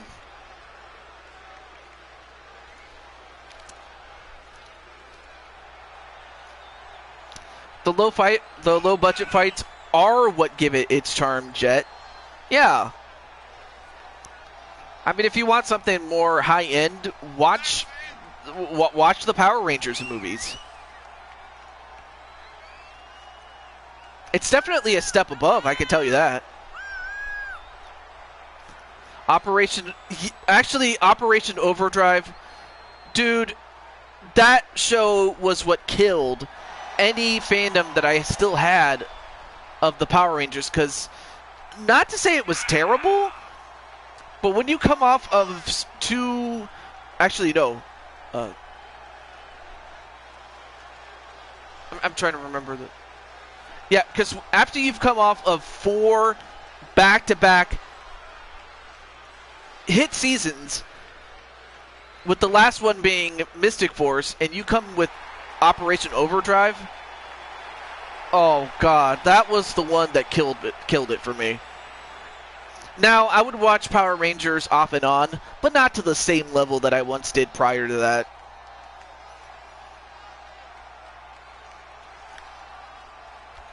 Let's be honest, TJ, it was TJ. Anyway, let me see this. Wrestlers dressed up as characters in TJ. Oh, really? You forget 1,000 things every day about how about you make sure this is one of them. Well, what's that?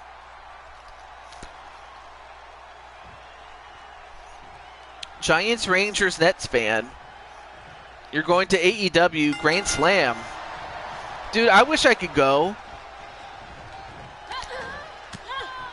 Samurai Rangers, that one's good. I like that one. Of course, I'm not that super familiar with it, but it's good. Dino Fury. All right, so now we move on to the women in this match. So what you have is the Women's United States Champion in Lady Danger. And I have to say that she could ill afford to lose to Sarah Slayer, not so much because Sarah Slayer is that good, but because she already has enough on her plate as far as the Royal Rumble is concerned. But right now, Sarah tags in her brother, and now the men come in.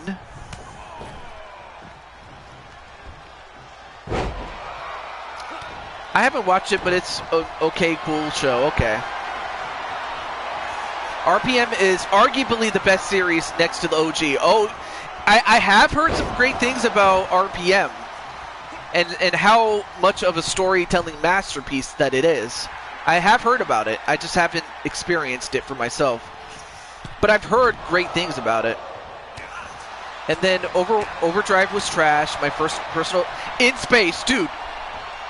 Sarah Slayer.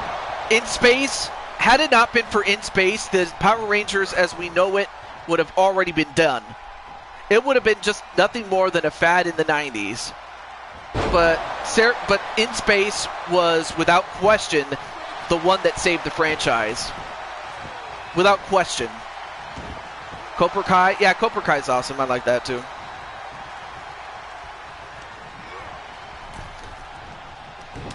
In Beast Morphers. Never knew that. SPD, I love SPD.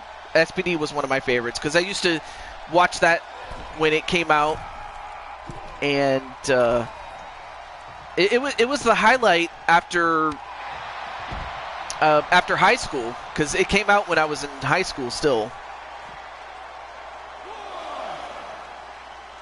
But without question, In Space, without question, was one of my favorites. Shadow Ranger's awesome. I like him too. Or Doggy Kruger. That's the guy behind the Shadow Ranger. But no, In Space. Without it, the Power Rangers would not exist anymore. I'm sorry. It just would not. I like the little twist they did in Beast Morphers. Oh, dude, do not. I was gonna say don't spoil it. What if I want to watch it, dude? Yeah, the OG Rangers. That's the one that that was the one that got me into Power Rangers in the first place. The OG Rangers, without question. All right, so a tag right to the Pink Rangers now. And I'm not sure what Alexa calls that, but, well, it only gets a 1.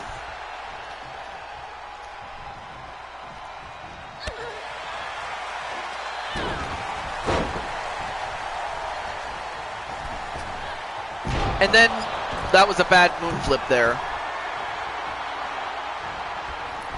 And a Slayer stunner? 1? No. Only gets a 1 though. The second and third generation of Power Rangers. What's that?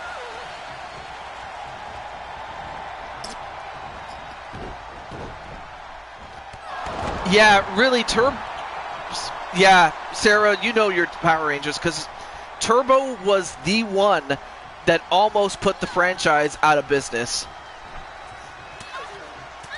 Because it was going so well before then. But then Turbo was the one that nearly killed it. It really did.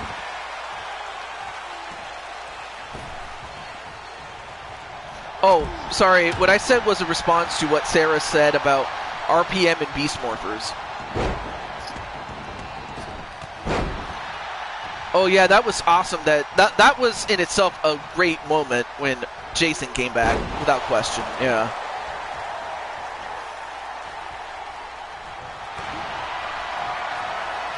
And now going for the cravat, or the danger squeeze. That's what I'll call it. He was going for the danger squeeze, but Crimson was able to fight out of it for the moment. And a reverse suplex.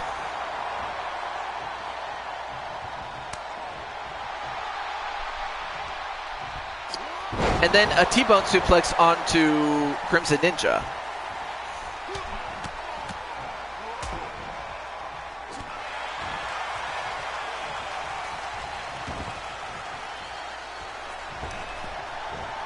All right, I'm finding. Come on, Crimson. Well, now a tag right to... Uh-oh. The Silver Bullet? Taking a page out of Crushing Kelly, and then Captain Danger yells at the referee to break it up.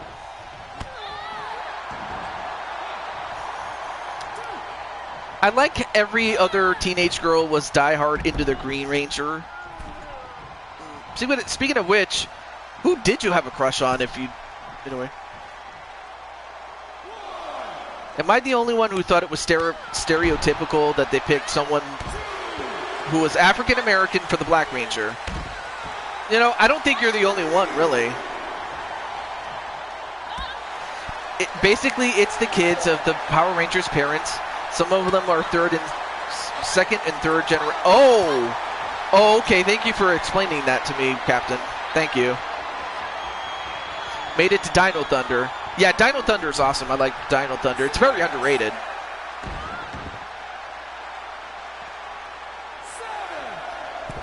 Everything. Now the count is up to 7.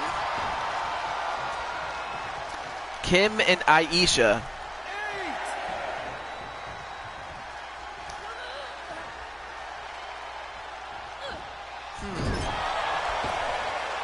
See, when I was watching the show, I didn't really have too much of a crush on anyone, really.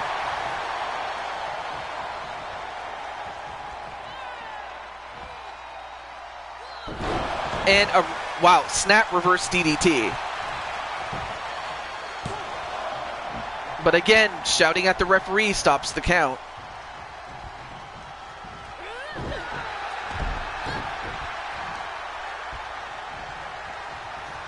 Netflix has all the Power Rangers. Wow.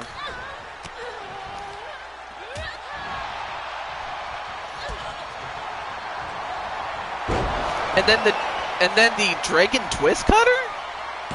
Or had.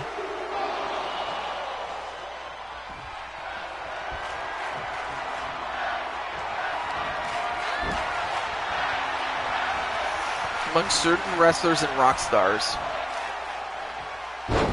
Oh, no, dude, that was awesome. Corone. It made perfect sense.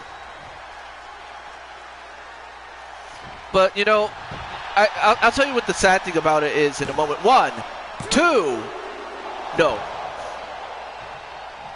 Sad thing about it was that it never would have happened if the original Galaxy Pink Ranger, her character's name was Dr. Hendricks, but the actress's name was Valerie Vernon, I believe that's her name. And Vernon had this disease that it was possible that she could have passed from it.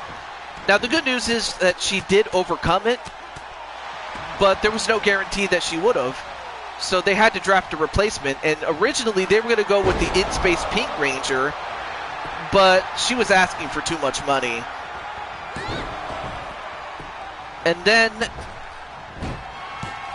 and then that's when Corone, or the actress who plays as Corone, I forgot her name, but that's when she got the call to be the Pink Galaxy Ranger. So that's how I remember. Oh, she had leukemia. Thank you. Thank you.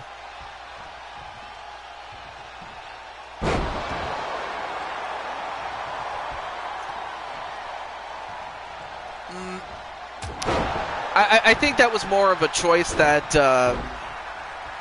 that Super Sentai made, and not so much, you know, what the Power Rangers did. That's another thing. Elbow drop onto Crimson Ninja. Man, this match has been going back and forth between these two. No. Mega Force.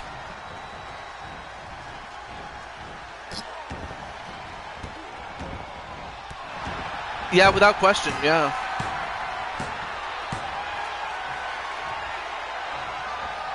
Oh, was going to go for the Danger Cutter, but instead gets power slammed.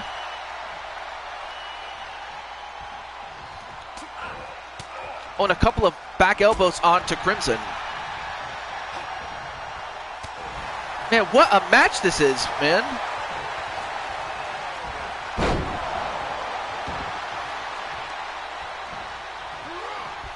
I don't doubt that, but I think really that crossover was really the highlight of the Megaforce, really. But but still, it just wasn't as good as it could have been. That's probably what Sarah was referring to. Oh,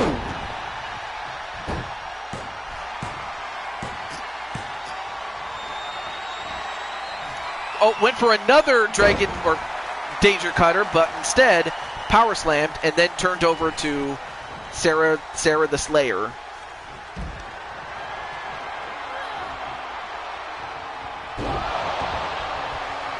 Yeah, that pretty much was the saving grace. 1, 2. And Sarah Slayer gets the win, and it's over the United States champion. Oh, no. This is not good for the champ because, again, she already... And wait, what's wrong with the... Oh, did you guys see that?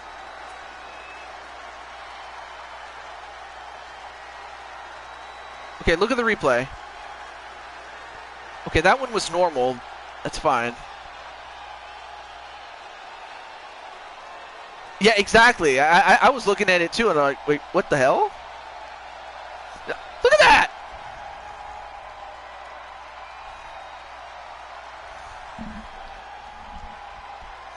Worse than Turbo ever was. Wow, that's saying a lot. Look at this. Here are your winners.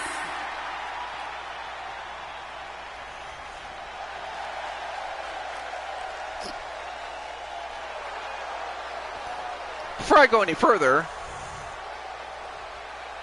oh boy, Captain Danger, on behalf of your woman, how do you feel about now having a potential, challenger, my friend? In fact, let me check the standings really quick. Let me check the standings really quick. Hold on. I'm gonna go to universe mode, but I'm gonna do this to check the standings though.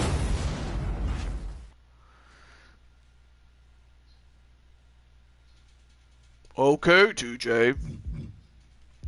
Actually, I don't think he says it like that.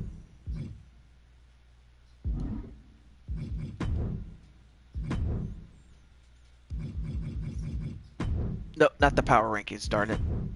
There. And then, oh, I gotta... Let me see. Let's see, where is she? Where is... I'm just looking for...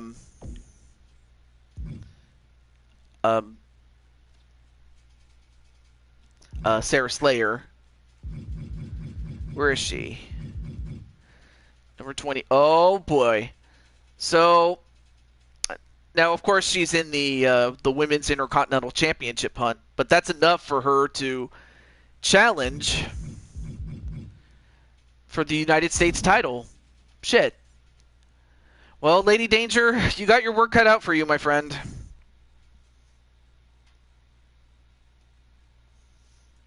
Because now Sarah is going to get her shot. Right.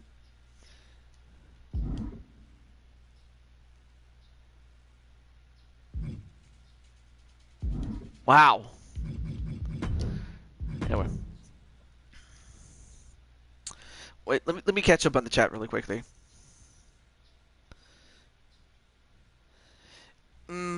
Yeah, I mean, then again with Turbo, like, that's when it was starting to lose its luster, really. I mean, even if you kept Rocky, I mean, it would have just...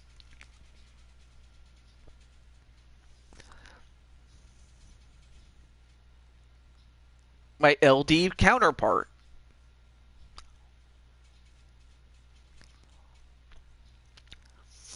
But I will say this, Lady Danger is definitely a consummate professional without question. Okay, so next up would be Shadow Knight, although I don't know if... and of course, Captain Danger got what he wanted, so he's cool now. Alright, so I'm going to give Captain Danger, or not Captain Danger, Shadow Knight until the 2-hour, 22-minute mark, so he's got less than a minute and a half to accept his match. And then the next person would be Diamond Light.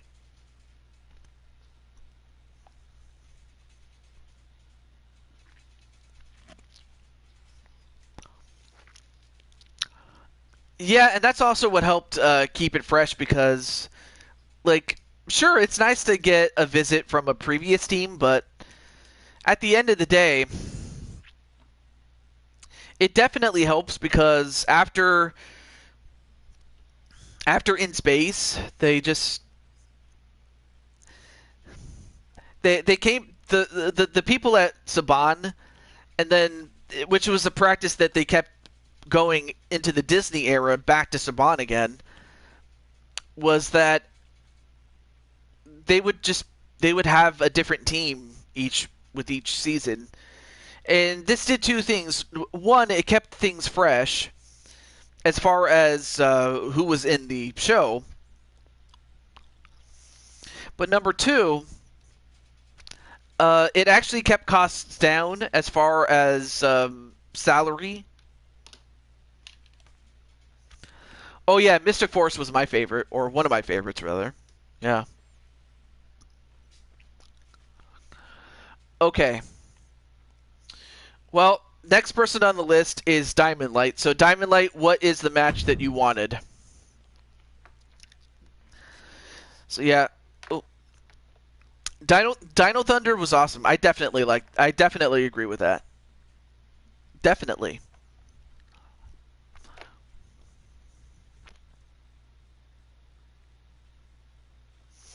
And also, oh, thank you for the cat emoji. I appreciate that.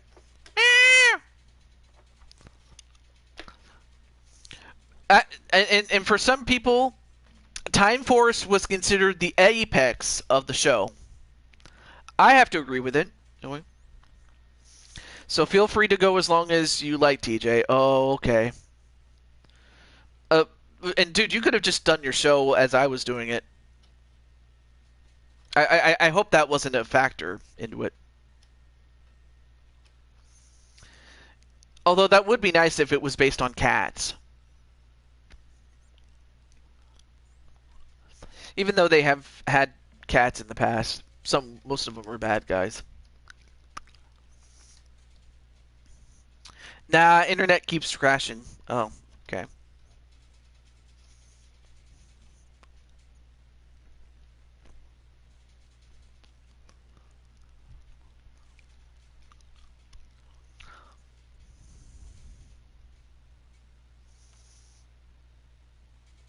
I wanted a one-on-one match with a certain someone, but I'll take on Bob Barker since he was one of the people I wanted to face. Gonna put him off until tomorrow evening. Okay. Okay, so it's a one-on-one match with Bob Barker. Oh boy.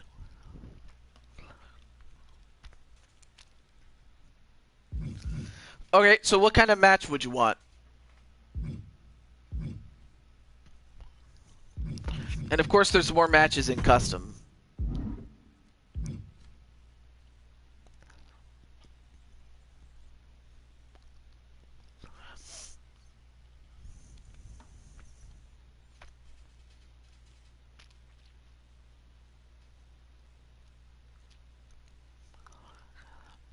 Meowtron versus the Kitty Megazord.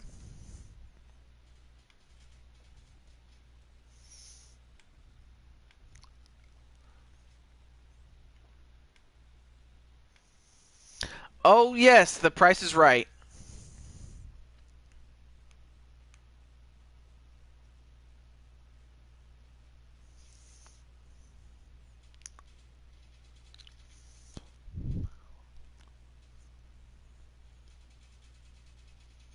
A submission match. Oh. All right.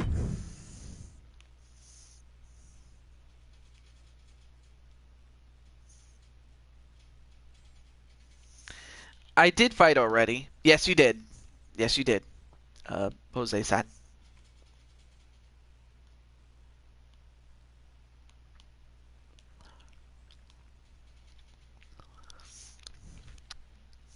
Okay. Oh yeah, that's right. Bob. You wanted Bob.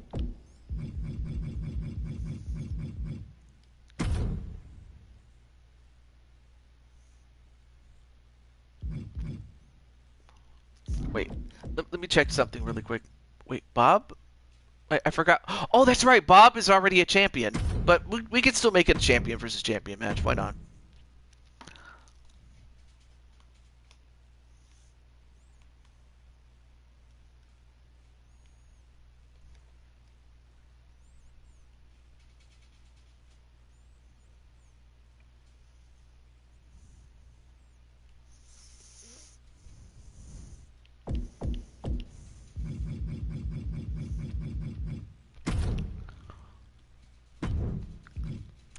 And wait, let me do something really quick.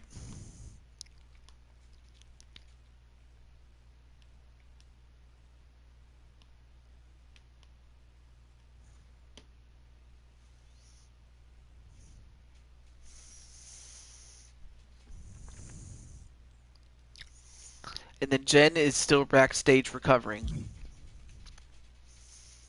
No, wait, Jen, I don't think you've had a bonus match. Like, yeah, Lissa gave you one, but I don't know if you want one.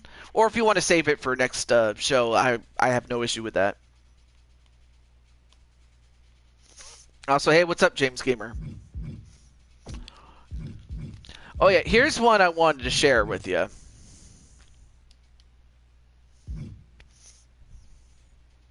Okay. Jen.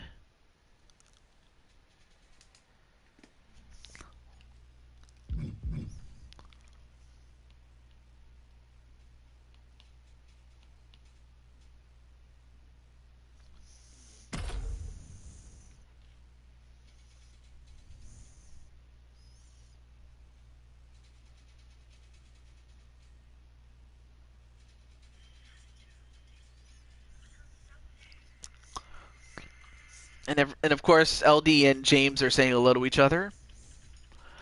Again, I'm trying to save my voice.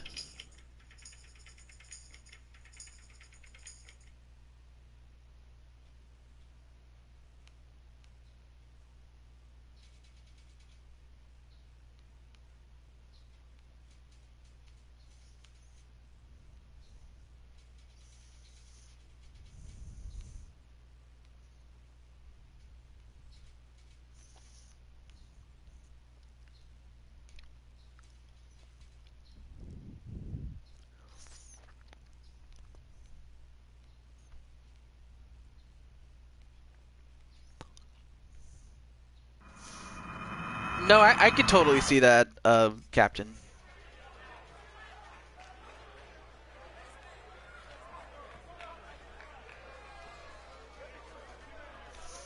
Well, there's Bob. The following contest is a submission match.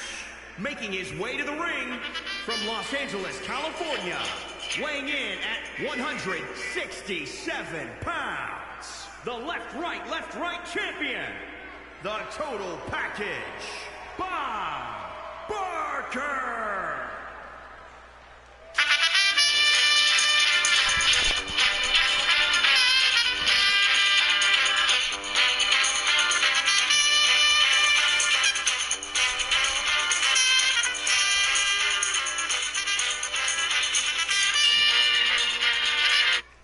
I had to do it. That was the classic cue that they did back in '72. So anyway, that's why we are in black and white. Is to go back to when Blue Toad Wrestling was called Big Time Wrestling. Oh, one-on-one with Zelda though. And there you see not Captain. Well, I mean he is the captain of his team, but Diamond Light. And his opponent from Camelot, weighing in at 264 pounds. How? Up, down, I thought, well, he didn't die, but he was purified.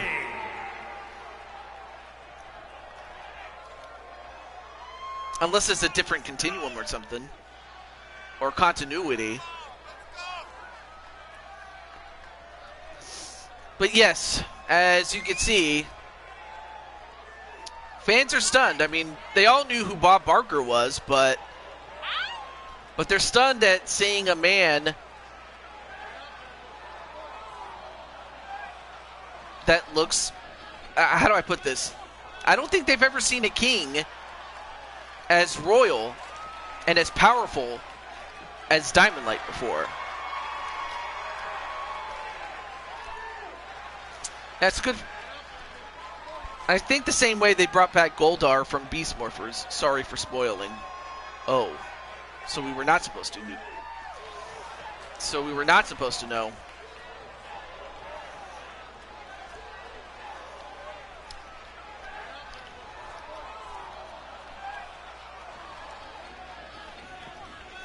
So anyway, that's why we are in black and white, is because back then, so this was back in our sound stage, and this was back in, this was in a sound stage in Sacramento, California, which is where it originated, because of course we didn't have the budget that we later got, you know, to do, you know, arena-sized shows. So we were confined to like warehouses, television studios, you know, back in the, you know, in '69 and throughout the early '70s. But it really was not until '74 where we started to move out of the television studios to have arena shows. And in fact, as far as Blue Toad Wrestling, as it later became, was concerned, it didn't even have a women's division until '75. And of course, the inaugural champion at the time in '75 was Betty White. And now, wait a minute. Bob Barker gets the claw. He's got the claw.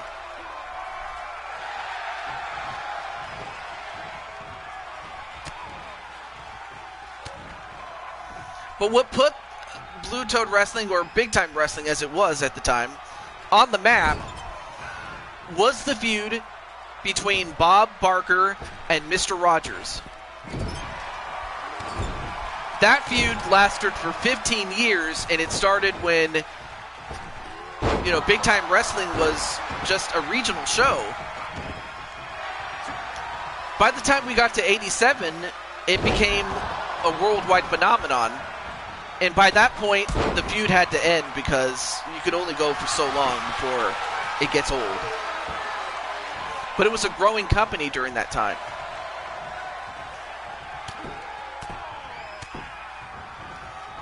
But right now, Diamond Light has to be careful with Bob.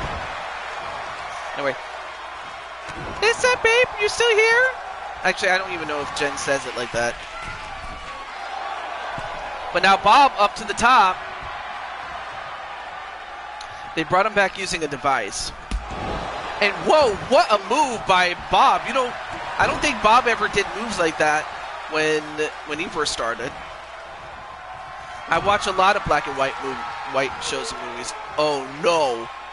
The Diamond Dominator onto Bob Barker, but he's not satisfied with just getting the pin. I'm having a bonus match with Zelda one-on-one. Oh boy.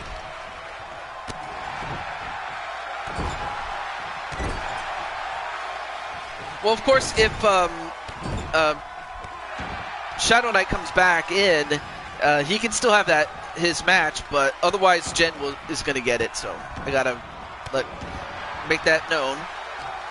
But right now, Diamond Light is systematically trying to take out Bob. Well, he picks up Bob. Now, this is a submission match, though. And in fact, I just realized that it was. Now going for a submission, but too close to the ropes.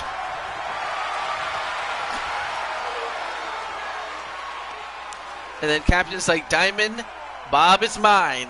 I don't know if you know, Diamond, but Captain Danger had a little mini feud with Bob Barker.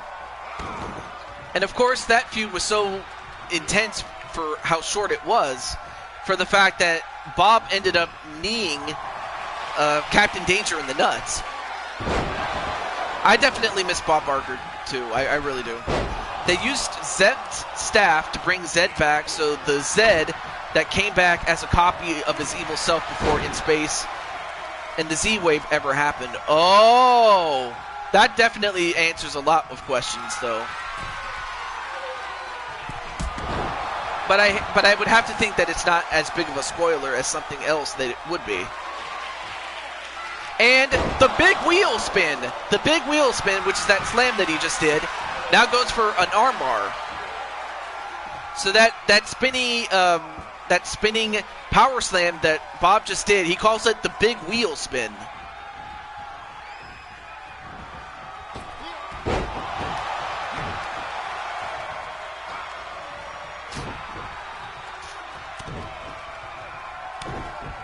I might job for real. What do you mean job?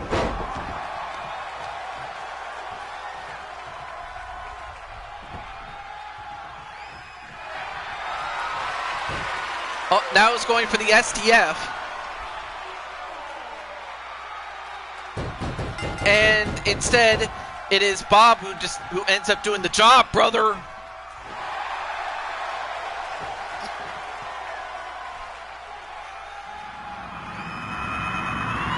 Yeah, but of course it was the Rita that was good, or became good. Anyway. No, you didn't tap out to Barker. You tapped out Barker.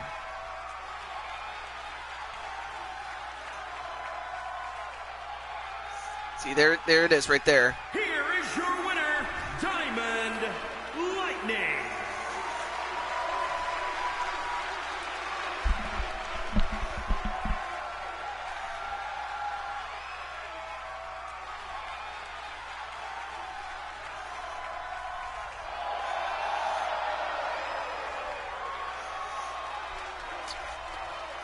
All right. So let's get back to the. But it was nice to go back in time to Blue Toad Wrestling, or Big Time Wrestling's roots. I wanted to go back in time just to show, how far we've come from a television studio in Sacktown. All right, so Shadow Knight has the best part of 1 minute and 45 seconds starting right now to answer the call and get his match. Otherwise, Jen will be up next. I think I know why Jen is facing Zelda. Also, good job on the win, Diamond.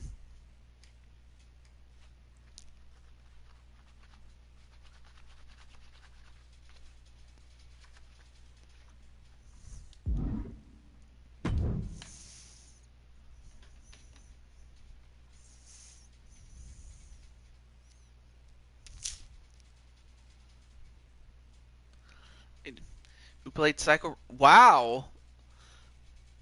Yeah, I definitely remember the actor who played as Andros. I often forget his name, but yeah, Andros, he's cool. I like him.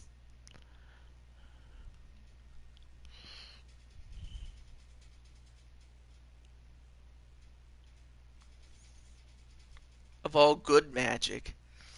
Yeah, because that's kind of where my character, every time he would turn into a cat, my character is that of a white mage. Like we're talking like RPG white mage, one that uses good magic.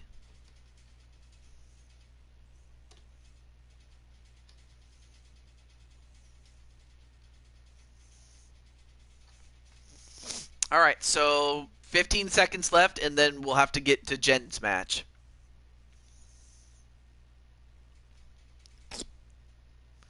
But I mean, it makes perfect sense. I'm like, considering the source material.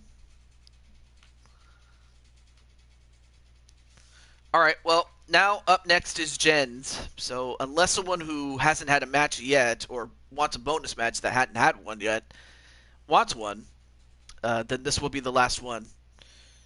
So, anyway. All right, so Jen, are you ready? Jen, you're up next. Now, you said you wanted Zelda, but what kind of match did you want? And there's more options over here with custom. All right, so Jen's ready.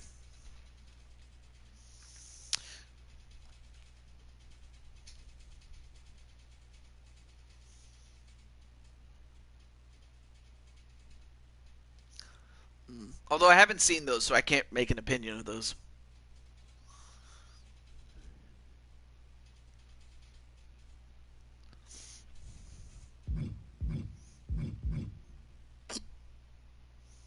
A standard one-on-one. Jen, I think you just gave me an idea. I'm going to do this.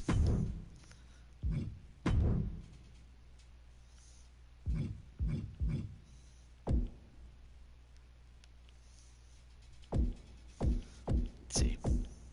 Oh yeah, that's right, Zelda.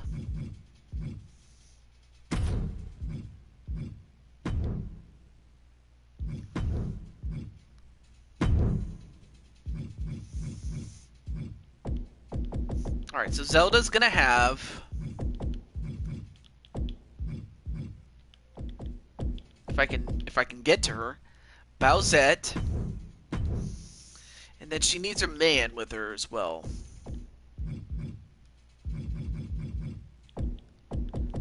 Let's see. As far as men, let's go with Diamond Light, and then Jen gets the same. All right, so Jen gets 2 managers as well. One of them, of course, is going to be Lissa, without question.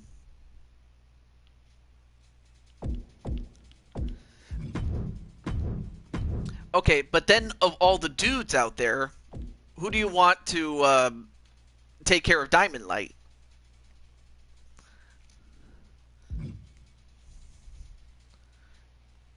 Dragonheart? Well, that's up to Jen to decide, since technically this is her match. Though it does make sense considering. But yeah, it's up to Jen though. But it's a great suggestion. I take nothing away from it. Okay, she agrees with you. Then we'll do it.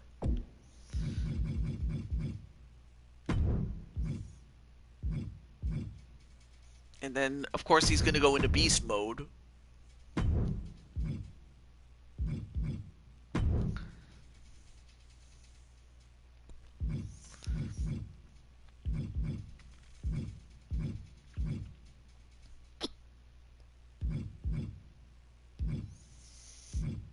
Let's see, what's a good place? I'm trying to pick a good arena, though.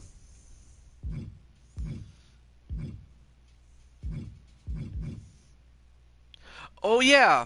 I understand that NXT UK is going to be wrapping up. So, what a better way to close it out than to go there? I just thought of it. That's all. Yeah, but at least this time you get to watch the show. You're not... Instead, now you have to keep your eye on Dragonheart. Or rather, Dragonheart's going to keep his eye on you.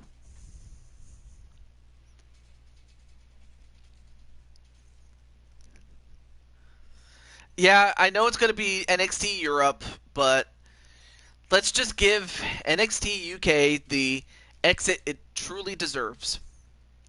Since technically Jen is the Irish Fire, and Zelda, of course, is loosely based on medieval stories. In fact, one person asked me, well, TJ, you're such a nice guy. Well, how much evil can you get?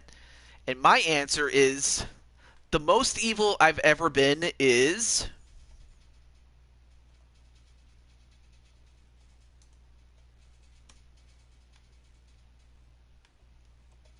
medieval.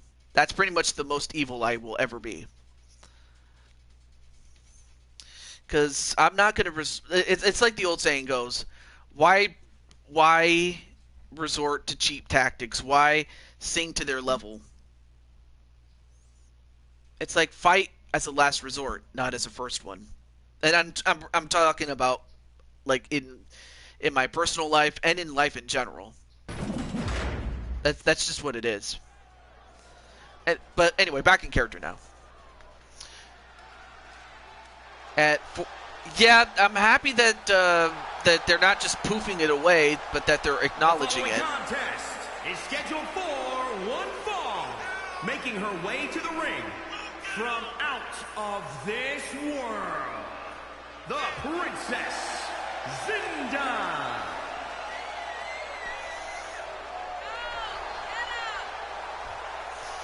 All right. Oh yeah, and since technically we already saw the entrances, I will skim through these a little bit quickly.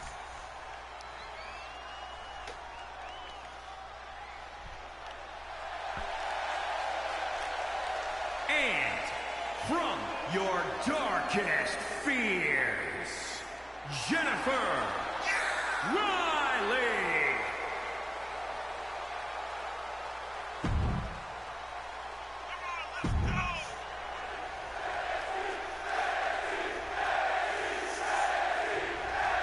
Well, we'll see if Jen can get some momentum going into the Rumble.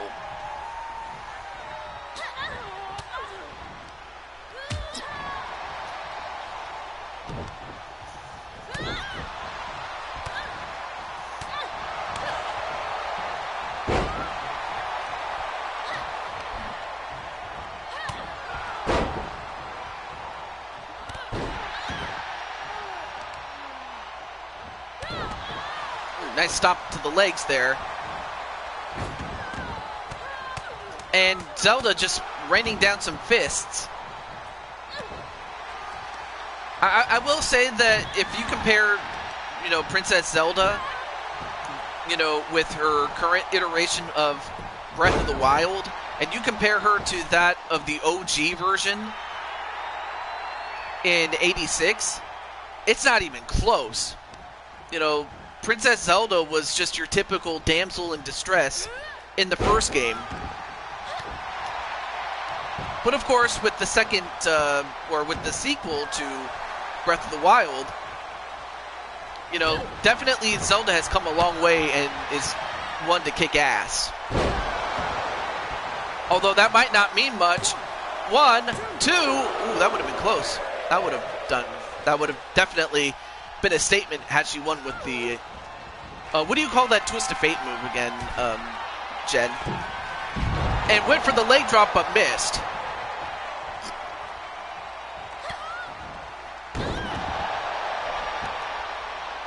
And then a DDT. Nope, too close to the ropes. No, you haven't, but if you want one, let me know. A moonsault, but gets the knees instead.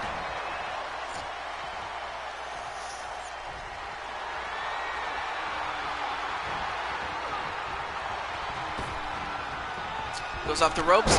Or a crossbody. Oh, but then stopped by Jen. And then a twisting face buster. 1, 2. Oh, almost got her there.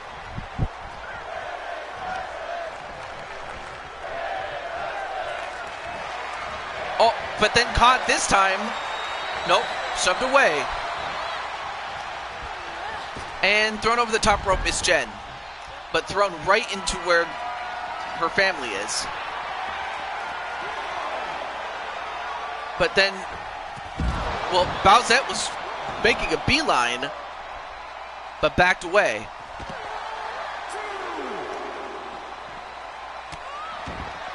Now,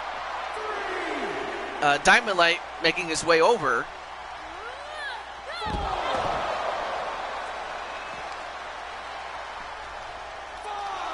But Zelda doing a number on her.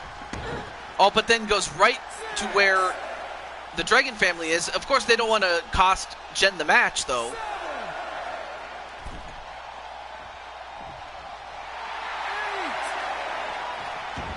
All right, well, now both women get back in. And a snap suplex. 1, 2. Ooh, almost got her there.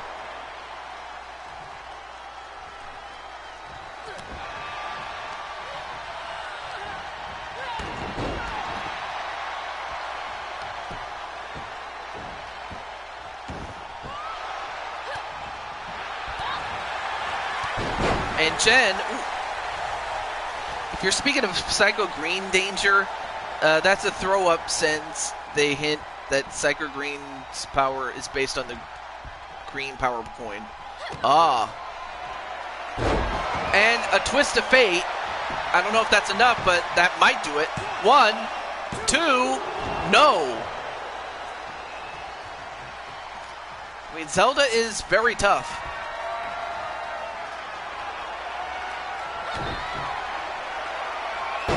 And Zelda refuses to quit.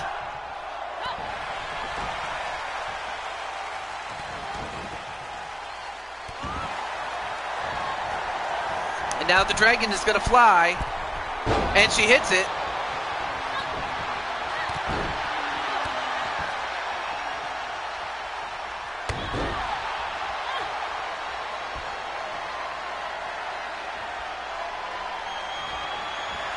And then, well, missed the kick the first time. You're not going to miss twice. But instead, the Triforce Slam, 1, 2. Oh, almost got her there. That's another close call.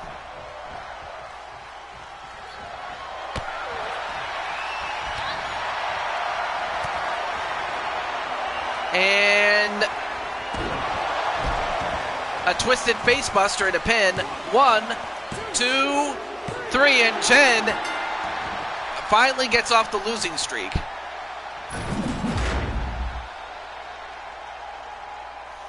But that was nothing short of an amazing show.